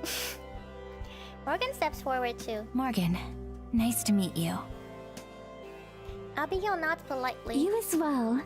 So, let's sit down. We've got a lot of catching up to do and not a whole lot of time to do it. The four of us move to the couch and sit down. Right as we do, though, there's a loud grumble from beside me. Abigail clutches her stomach, looking absolutely mortified. What was that? What's happening? Oh, yeah. We should probably eat something. Eat. Her eyes light up. That's right. I'm hungry. Morgan and Tara look baffled. I can't blame them for that one. She has been unalive for 200 years. Please understand, guys. She haven't eaten for 200 years. Please forgive my girlfriend. She forgotten how to eat. Like I said, long story. Is there anything to eat? It's been a long time since either of us have had a meal. I'll make us some breakfast. Cross your fingers for pancake mix. Yeah, sorry my wife have forgot eating. Anyway, I think that's everything. Minus the really juicy stuff, anyway. I'm okay with not hearing about that. Thanks. Abigail, now finally finished with her meal, grabs her arm around mine and rests her head against me. Morgan sighs and sends Tara and me a meaningful look. She rises and clears her throat. Abigail, would you mind coming with me for a minute? Morgan's voice carries a more serious tone that feels like a sudden departure from our light-hearted reminiscing. I knew it couldn't last forever, but I'm hopeful that we can return to it soon. Is something wrong? No, not at all. But there's something we need to talk about. And besides... She looks at Tara and over to me. Her tone might be serious, but her self-expression makes it clear she's not about to deliver any bad news. These two might need a bit of privacy. I nod at her as Abigail lets go of my arm. With a quick kiss on the cheek, she stands and walks to Morgan's side. Two of them head towards the bedroom, leaving Tara and I to stare at each other in silence. They look so awkward. We look away from each other awkwardly as I try to think of what to say. Should I speak first? Should I wait for her? What do I say? She knows how much I missed her. But there was so much tension between us before I died. Yeah, before I died. I never had a chance to apologize for hiding Abigail or for how I handled telling her I was going to quit. I take a deep breath and raise my head. I just need to go for it. I've spent enough time waiting to speak. Whatever happens, happens. I'm sorry. I shouldn't have... It was really shitty of me to... I just... We both slam our mouths shut again. Tara's face reddens and she chuckles softly. Maybe we should take turns. As long as you don't mind going first. She takes a long, overly traumatic breath and closes her eyes. I know I was shitty to you about leaving. I should have listened to you and accepted it instead of being all bitter and passive-aggressive. And I know I was even shittier once we got evidence. I shouldn't have frozen you out like that. Maybe a bad choice of words there, Tara. I mean, I shouldn't have ignored you the way I did. Oh yeah, she died frozen. Yeah. I want you to be a part of Terranormal. I really do. Trying to exclude you was stupid and impulsive. She looks me right in the eyes and I can tell that, oh, her typical bravado is gone. This is pure naked honesty.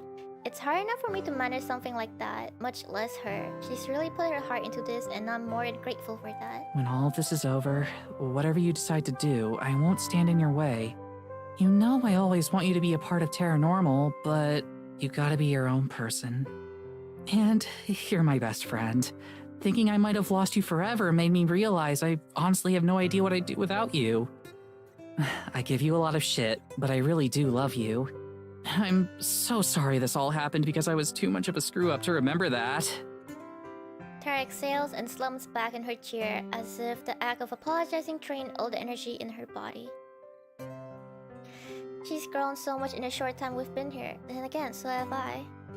I need to make sure I show her the same sincerity in return. I'm sorry too, Tara. Even if I was mad, I shouldn't have hidden Abigail from you. It made things worse for both of us. And it drove us apart when we should have been getting closer than ever. But more than that, I shouldn't have set this whole thing into motion the way I did.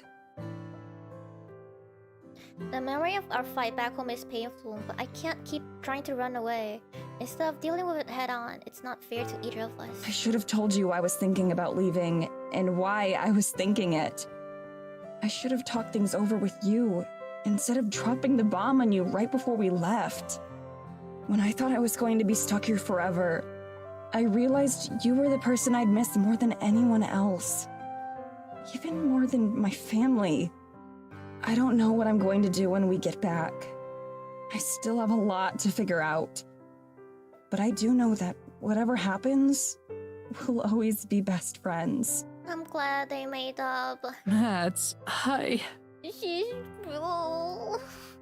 As she struggles to think of what to say next, I gently put my arms around her in a reassuring hug. We've said enough for now. She hugs back, squeezing a bit too hard. We stay that way until it starts to get awkward, as hugs between us tend to do. I pull away and sit back down, a bit embarrassed. So, are we good? I let out a deep breath, releasing the anxiety that had been twisting my stomach in knots. Whatever happened next, I know it'll be easier without that dragging me down. Yeah. I think we're good. Are we good enough for me to start calling you the ghost with the most? Don't push it. Ooh.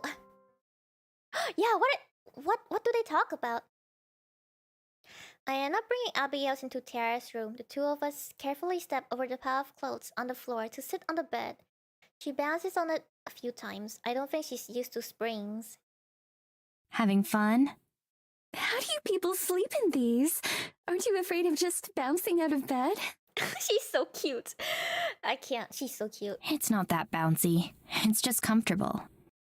I suppose tomorrow I can let you know if I agree. So, what is it you wanted to talk about? It's hard to put into words. No matter what I had been preparing myself for, a conversation like this wasn't part of it. It's about family. Our family. You're a Dalsing as well? Oh my god. I'm a Fisher, actually. But a change in last name doesn't change the fact that we're part of the same family. Really? At first, I couldn't believe it when Maddie and Abigail were telling their story. I thought that there must have been some sort of misunderstanding or that I were heard wrong. But the details all matched up.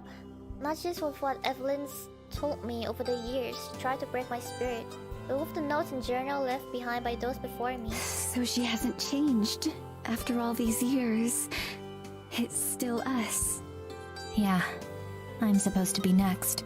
There isn't anyone else. No siblings or aunts or uncles.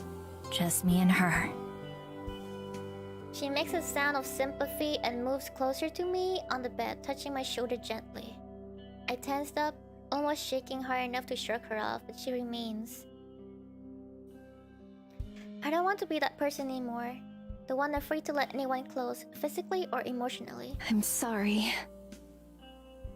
I just nod. I can tell that she doesn't know what to say either, and that's fine. Do you mind if I ask you something? Sure. Why didn't you leave?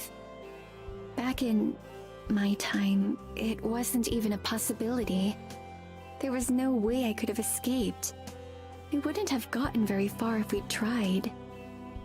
But now, Madison's told me about all sorts of fantastic machines and devices. Surely you could have gone.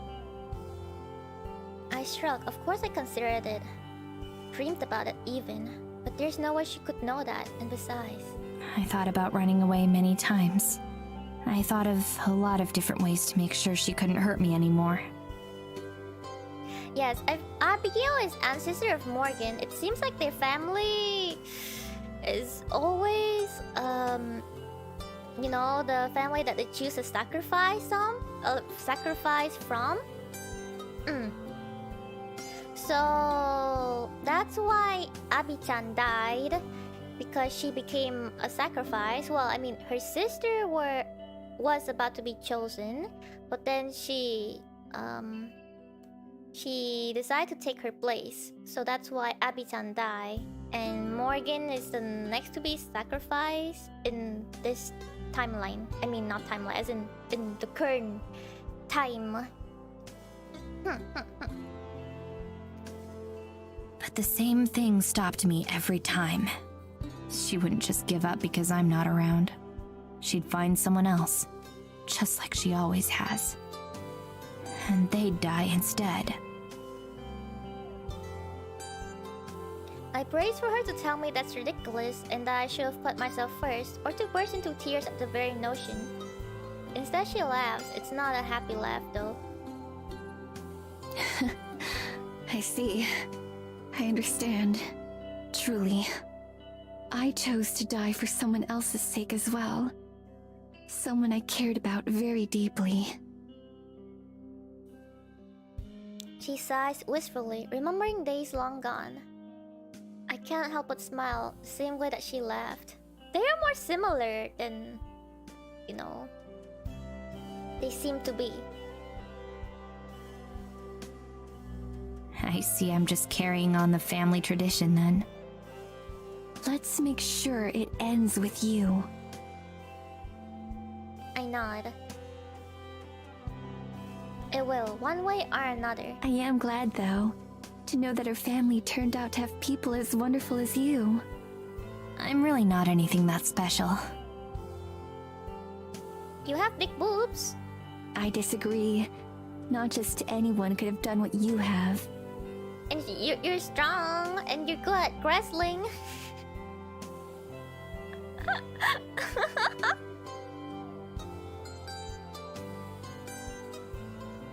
and very kind. Oh yeah, the most important thing, of course. I just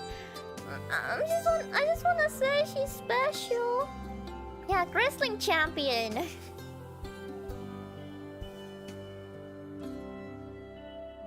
She leans forward, grabbing her arms around me in a gentle hug. This time I don't hesitate, I hug her back. Family. Never been a word that really meant much to me. All I've ever had was the monster in my home. Now though, I realize that that's no longer the case. Well, Abigail's like 200 years older than her though. We separate and I gesture towards the door. She nods. Together we leave the room and rejoin the rest of our family. Aww, so cute.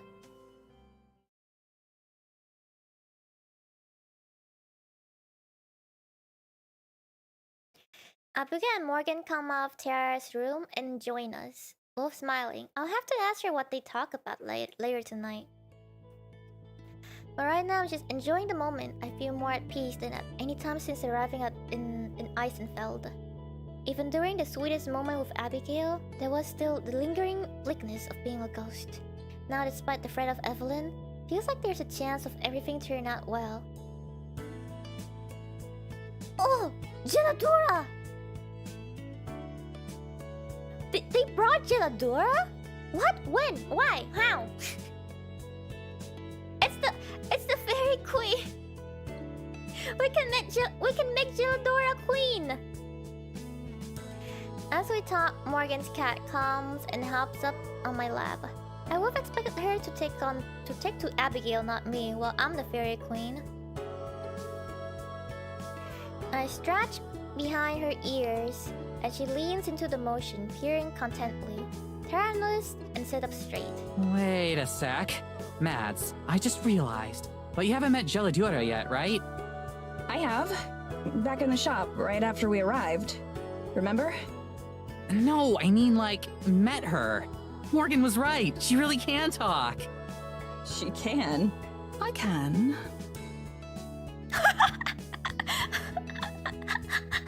Whenever she talks, I just can't. The cat looks up from my lap, staring into my eyes. Her tail swishes lazily. If I feel like it.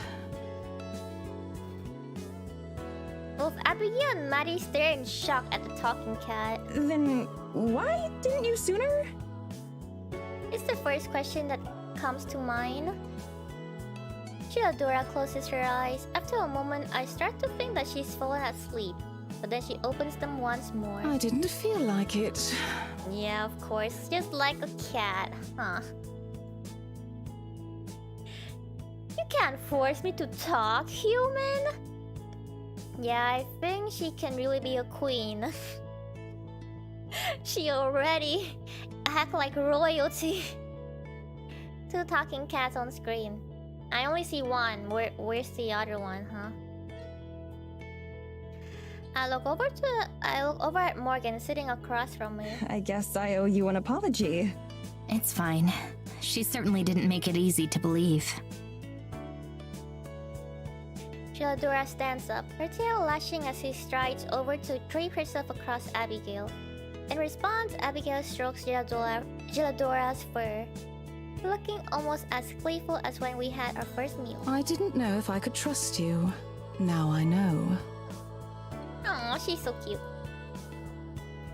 I leave the 2 of them to their cooing and cuddling and walk over to the front window peering outside. How many times have I stared at the stars these past few nights?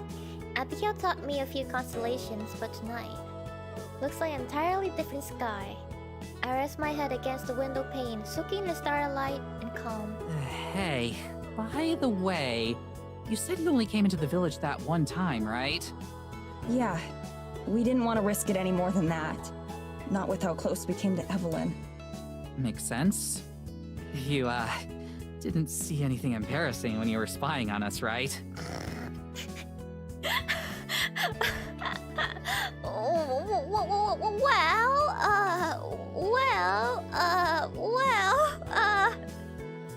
We weren't spying. Or at least we weren't trying to. But no, thank God. Oh, phew. We would have left, okay? If we saw it, we would have left. Yeah, it's nothing Maddie hasn't done. For real though, after this is over, but before we leave, you've got to show us some of the cool spots in the forest. Sure, that'd be fun. Actually, do you want to go right now? Oh wait, for real? I can show you the fairy clearing at least. That's our favorite spot. How long a walk is it? It's getting kind of late. I have transportation magic. Oh, we wouldn't need to walk. Tara's face slowly morphs from puzzlement to excitement as she realizes what I'm You suggesting. mean like magic? Oh hell yeah! Her enthusiasm startled Geladura, who hops up and runs away. Abigail gestures in vain for her to come back. You 2 up for a field trip? Oh, she's mad. Like, no, not the cat, not the cat. Abigail, still upset at losing her new friend, nods stiffly and says nothing. Sure. Geladura drapes back in, returning to Abigail's feet. Abigail perks up immediately. Would you like to come with us, Miss Geladura? I suppose so. Oh, carry me. Carry me, Homan. How? She act like this. This cat. Like, yeah, fine. But you have to carry me, human. Abigail gladly applies. Yeah, she really is the queen. Yeah, damn cat, I will carry you. I lead everyone outside into the tree line, just in case there's anyone watching. I gather everyone to a circle, and the four of us lock hands while Geladora perches on Abigail's neck. Okay. 3, 2, 1. The forest greets me and I respond in kind. It shows us the way to its heart, to the lake. I hold Abigail and Tiara's hands tightly, and breathe the softest sigh. I thank the forest, then I open my eyes, and we're here. As soon as we arrive, I can feel the presence of the fairies in my mind. They're instantly aware of where we are, and I send them all a mental greeting, which is returned right away. Geladora slicks her ears back, and her tail begins to lash harder than before. I wonder if she can feel the magic too. Before I can ask, Tara whistles in awe. Dang, Mads. You really leveled up, huh? Yeah, I'm the fairy queen now, bitch. I put all my skill points into magic. She really did. Even Morgan looks dumbstruck, something I'm not used from her. She tilts her head back, staring in open mouth, wonder at the glimmering trees and fairy lights. What is this place? Are we really still in the forest? Yes, it's a very special grove. It was one of the first places I brought medicine. We came back here many times. It definitely feels magical. Oh, damn it. I should have brought my camera. We all head down to the pond. Tara and Morgan gawk at its unfrozen water. The same way I did when I first saw it. I feel a strange sense of pride seeing them so excited about this place. A loud buzzing sound suddenly fills the air. Before I can warn Tara and Morgan what's about to happen, the fairies burst forth from the trees. Tara yelps in shock as they pass over her, wings beating noisily. Your Majesty! You're back! You returned! Hello, you three. It's nice to be greeted so enthusiastically, even if I didn't exactly want to be queen. I wave, expecting the three of them to come to me right away. Oh, it's Geladora! Okay, that's kind of embarrassing. But still, yeah, we're talking to Geladora. That's kind of embarrassing though. To my surprise, the fairies sail right past me and flock around Abigail instead. Our queen! The cat. Geladora hisses as Abigail shrinks back, looking afraid. I'm not your queen. She's over there. Abigail tries to point to me, but the fairies ignore her. No, you're not. We know you aren't. It isn't you.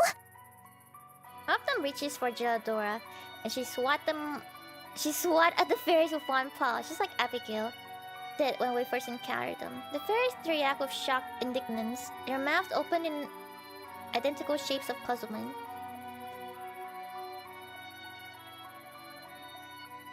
You abandon verbal communication and instead emanate a wave of questioning, curiosity. Although I can feel it, it's not directed at me. By listening, or rather by feeling, I realize who they're communicating with. Geladora. Whoa. Just to be sure I'm right, I communicate a request for confirmation. Despite her discomfort, Geladora turns to me from Abigail's arms, blinking languidly. Yes, that's right. Now I'm the one whose jaw drops in shock. Here to fill us in, Mads? Cat? Cat? Geladora. Fairy Queen. Cat, Everyone is silent for a moment, even the fairies. Then Abigail clears her throat. Does that mean I should set you down then? No, this is fine. Wait a second. A little seed of hope blooms instantly within my heart.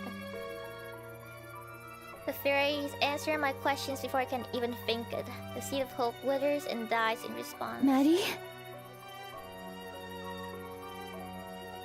I close my eyes tightly. I see Geladora in my mind's eyes, and the rest of the world fades away as I speak to her. Once again, the fabrics of time tear and disappear. The fairies guide our voices. Sheldora can't be Fairy Queen, not anymore. Not after what the Moonstick wanted to her. Evelyn. The last piece of the puzzle fell into place. I see it clearly, Evelyn, the rogue fairy, burning under the moonlight. Oh, she was a fairy? The Fairy Queen ritual gone wrong. Sheldora running after Evelyn, and then disappearing. Without realizing it, I've reached out for Sheldora, stroking her fur. The fairies and I communicate with the heart of the woods to free her and restore her rightful place on the throne. The wood usher forth its strength. The fairies conglomerate around us, the buzzing increasing in frequency until it's a dull hum. I reach within myself. The waxing moon basks the scene, and I guide its light into a pool of hands. Reaching out, I feel the magic on Sheldora begin to what? Begin to vibrate violently. It burns to the touch. Sheldora yells in pain, and all at once the magic shatters and melts away. With a gasp, I'm back to the present. Abigail rushes over to catch me, and the effects of time return. Their interest in their absolute queen waning. The fairies clump back up and get ready to depart. We'll see you again soon. When the moon is at its brightest. One way or another. With that cheerful reminder, they take off, fading out of sight. I separate their thoughts from my own and push them away. Madison, what happened? I take a deep breath and steady myself. Abigail scoops the pain Sheldora into her arms, petting and cooing. It's a long story. I'll tell you later. Sheldora, are you alright? Yes. It was foolish to think you, new Spring Queen, could dispel such a powerful curse on a waxing moon. Sheldora turns away and grooms herself. I feel a rush of guilt. Kara touches my arm slightly. You okay, Mads? Hey, I tried! I'm not powerful! Yeah, I'm fine. She grins and pats my back. Trying to ease the mood, she stretches wide and lets out a huge nervous laugh. Oh, good. Well, that wasn't like anything I expected. The fairies especially. What did you think they'd be like? I have no idea. But it definitely didn't involve your cat being a queen. I would have gotten you the nicer cat food if I'd known.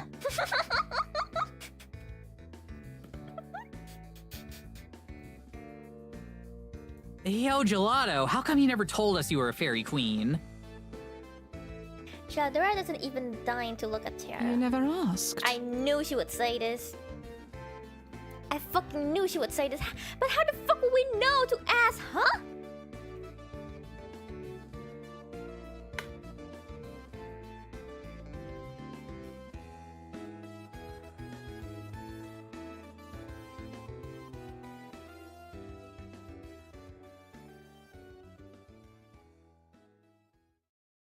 As soon as we arrive back at the cabin, Abigail makes a mad dash toward the couch and flops down on it with a loud thud.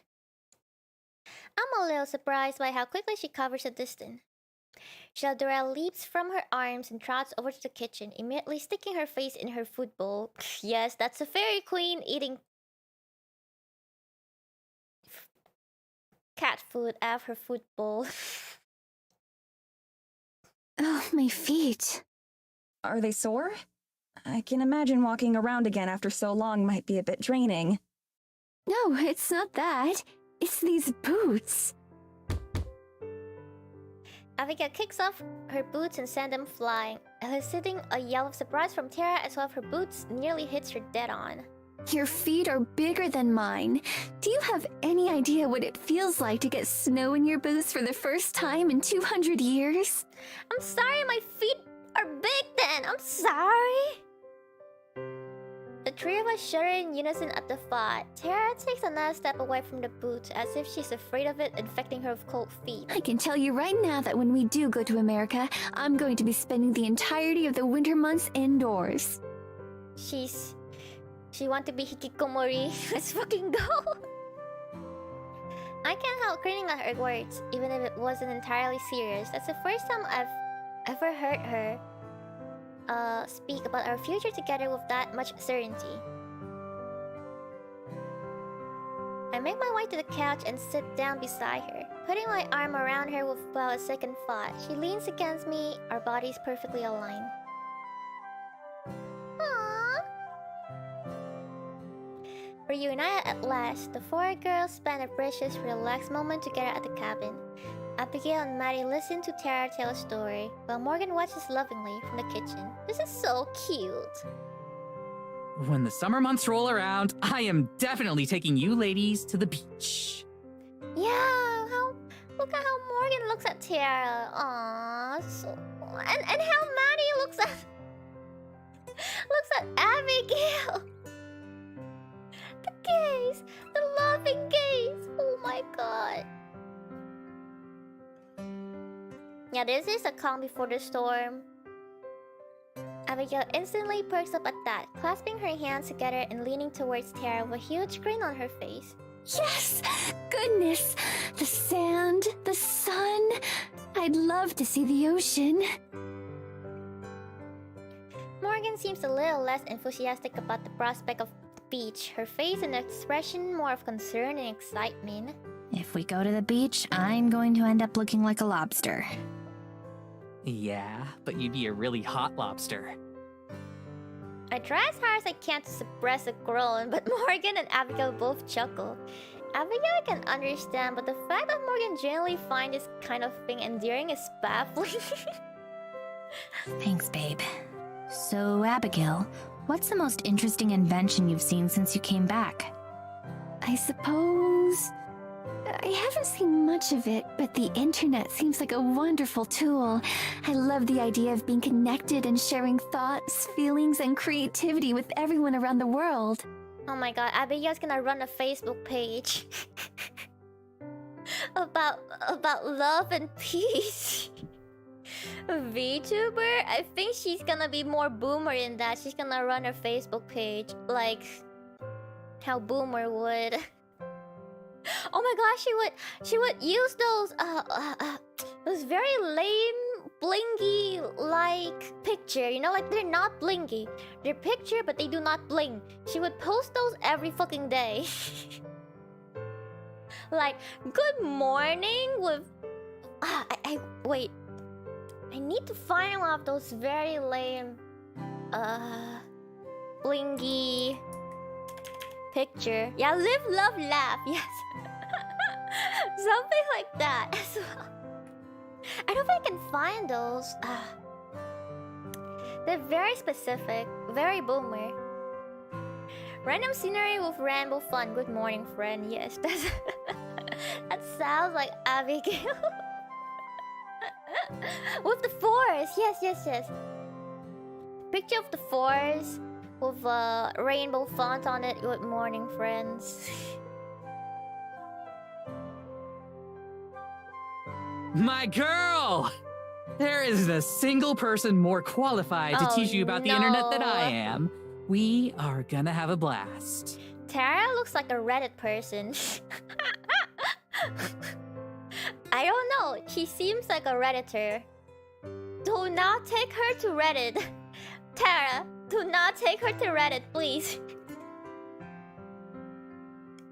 Yeah, Tara looks like a Redditor. No. She doesn't look like a, you know, people who use 4chan. She looks like person who use Reddit. She's a Redditor. No, she doesn't. Seems like a 4chan person. 4chan people would look more pathetic and depressing and sad.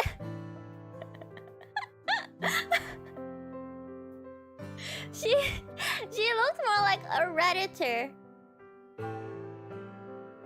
She gives off Redditor vibes. Discord mod? I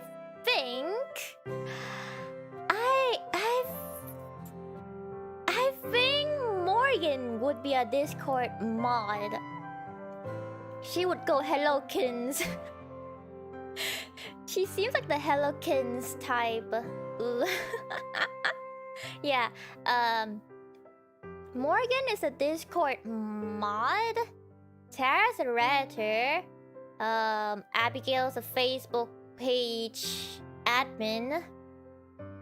Madison is hard. Madison, I can't. Madison, huh? I can't quite put her on.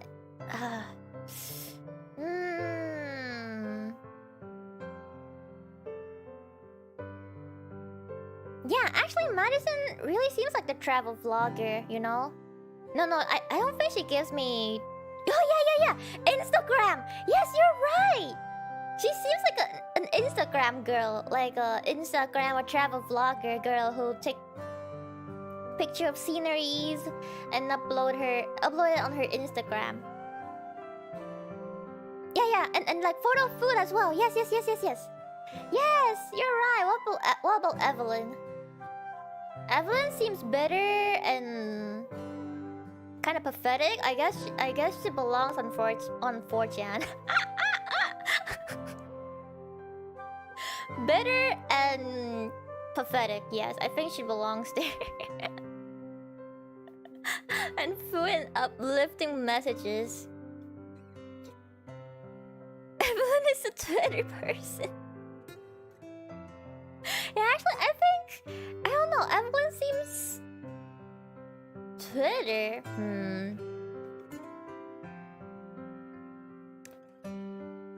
I guess Evelyn would also fit on Twitter.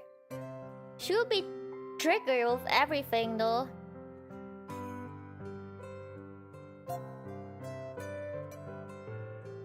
Maybe both. She would like randomly go to like Twitter tweets and just like wage war with everyone there. Yeah, and leave hate message on YouTube like, "You're fucking lame." You're fucking lame, you bitch ass. Get off YouTube. Everyone fucking unsubscribe from this little bitch. She blocked me on Twitter for saying the truth. She doesn't deserve your support. She also fucked my daughter.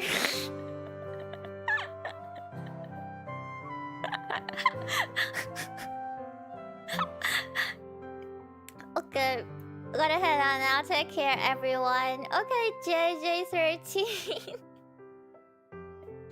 Okay, JJ13. Thank you for coming. Have a good rest of your day. She canceled me on Twitter. Oh my god, she's really hateful. She would fit on 4chan. I feel like everyone hate each other on 4chan.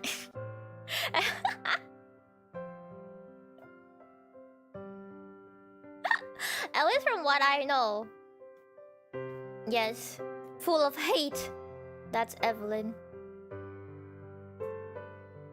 Anyway, back to the game. She canceled me on Twitter.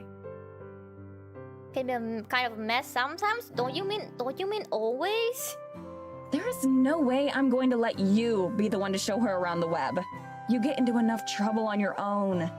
Yeah. But Madison, doesn't Tara perform on the internet? I assume that means she's very knowledgeable about its workings. She's not wrong. Tara raises an eyebrow and leans down to place her hands on the table, staring closely at Abigail. So Mads told you about Paranormal, huh? Oh no. She told me some things. I know you tell stories about supernatural occurrences and that you take them very seriously, even when they're quite obviously untrue. Oh no! You shouldn't say that to her! Did she now?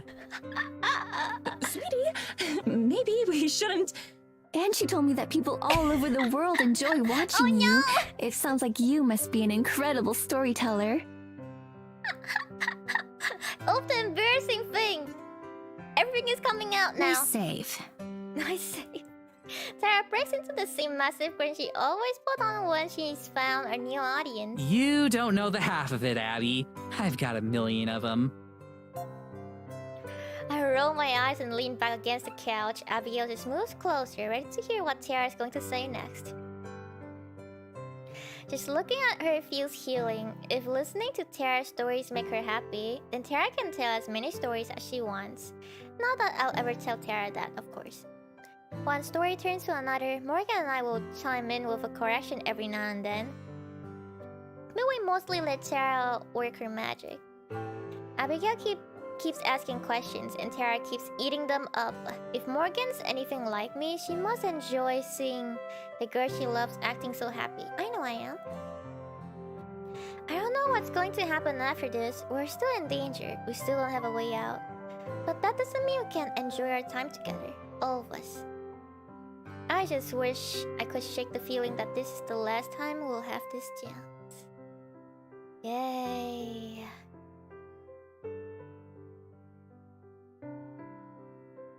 Oh my god, that's... Okay. Let's end on a happy note. I feel like if we move on from this, it's gonna get sad again. So let's end here.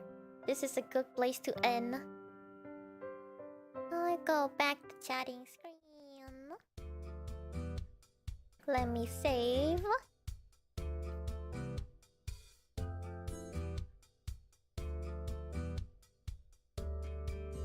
Yes, let's end on a good note. Why am I so small? Am I always this small? I mean, I guess I am, but...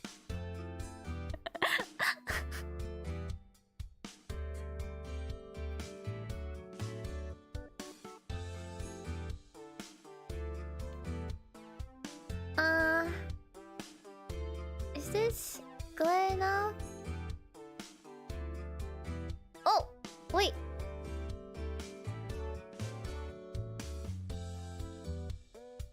I'm making myself bigger. Okay. This is the normal size, right? I was like, why was I so small? I think you shrink? No, if I shrink further, I will cease to exist. How's it going? Well, they're happy now. They're happy now, song. They're happy now. Well, they suffer for a while, but at least right now they're happy. Very cute moment with the girls. Very, very cute. Yeah, I was messing with the size before, so I shrinked. I became very size. Okay. Give me one moment. Yes, we became the fairy queen today. Although the fairies are quite indifferent towards us, actually. Armelia is streaming. Oh, she's streaming Little Witch no better. Aw, that's nice. We can go rate her. Armelia from Face Connecto. Yes, happy for now. For now. For the MV background submission, I think I'm gonna make a tweet about it and also post on YouTube community tomorrow. After I wake up, I'll make a formal tweet about it. Yes. Okay. Anyway, I'll read Super Chat and we can go rate Amelia. It's been 4 hours now. Wow. Mochikitsune, thank you for the Super Chat. Grandbayon, thank you for the Small Naki Headpad Super Chat. Oots, thank you for the head padding for both Naki. Thank you for the Super Chat. Yeah, it's been 4 hours already, guys. It's time to go on with the rest of your day or go to sleep. Thank you for the stream, Naki. Let's enjoy the happy moments while they last. Yes. Yes, yes, yes. Enjoy the happy moments while they last. Have fun with your Oshi like it's their last day. Every day like their last day. Yuri give Naki strain so stream is longer. Yes. Rainbow Young, thank you for the super chat. Time to sleep, I guess. Yes, go to sleep. Go to sleep. Sleep, sleep, sleep. Oh yeah, shumui. Never realize how long you go on sometimes. It's not that long. I'm not known. I think my stream nowadays are like average 3-4 hours. Yeah, it seems like that's the case. Average of 3-4 hours.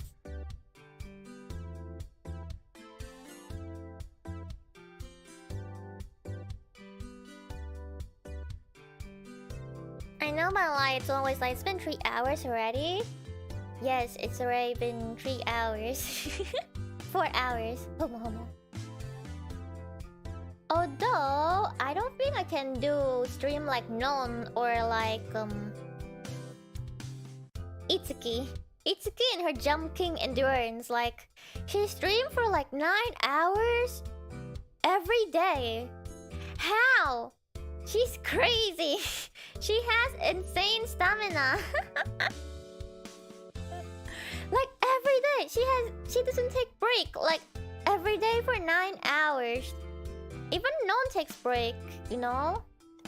Like she streamed for 9 hours and then she takes break. But like Itsuki though, she streamed 9 hours and next day 9 hours and next day 9 hours. For like an entire week or something. Like how? She is insane. How does her throat or like her vocal cord be okay, you know? Like talking for 9 hours? How? She's just streaming her life at that point. Her life revolves around Jump King. Her life is Jump King. Jump King. Wait. Give me 1 second. Just checking my next stream. I think it's Giraffe and Annika. Is she working on top of that? I don't know. I don't know how you can work on top of that. I will die. Yeah, next stream is Giraffe and Annika. Come on.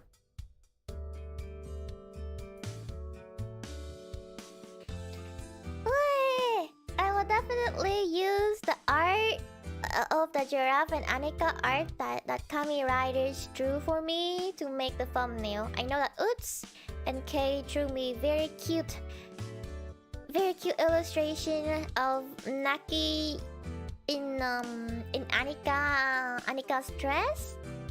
So I will definitely use it. Yeah, they're very cute. I will definitely use it for the waiting room. Anyway, Atsumaki, I'm glad we had our happy moments today. I'm glad that Maddie's and Abigail finally became a thing. I'm glad that at least at the end of the stream we had very wholesome happy moment. I see one of them is so cute. Yeah, it's very cute. We'll go rate Remelia from Face Connect. So yes. Or wait, is there anyone else on? If there's someone in PRISM that is on, then I will prioritize PRISM. No! Wait! Is that Nanamona? In the Sony verse. Wait, Nanamona is streaming?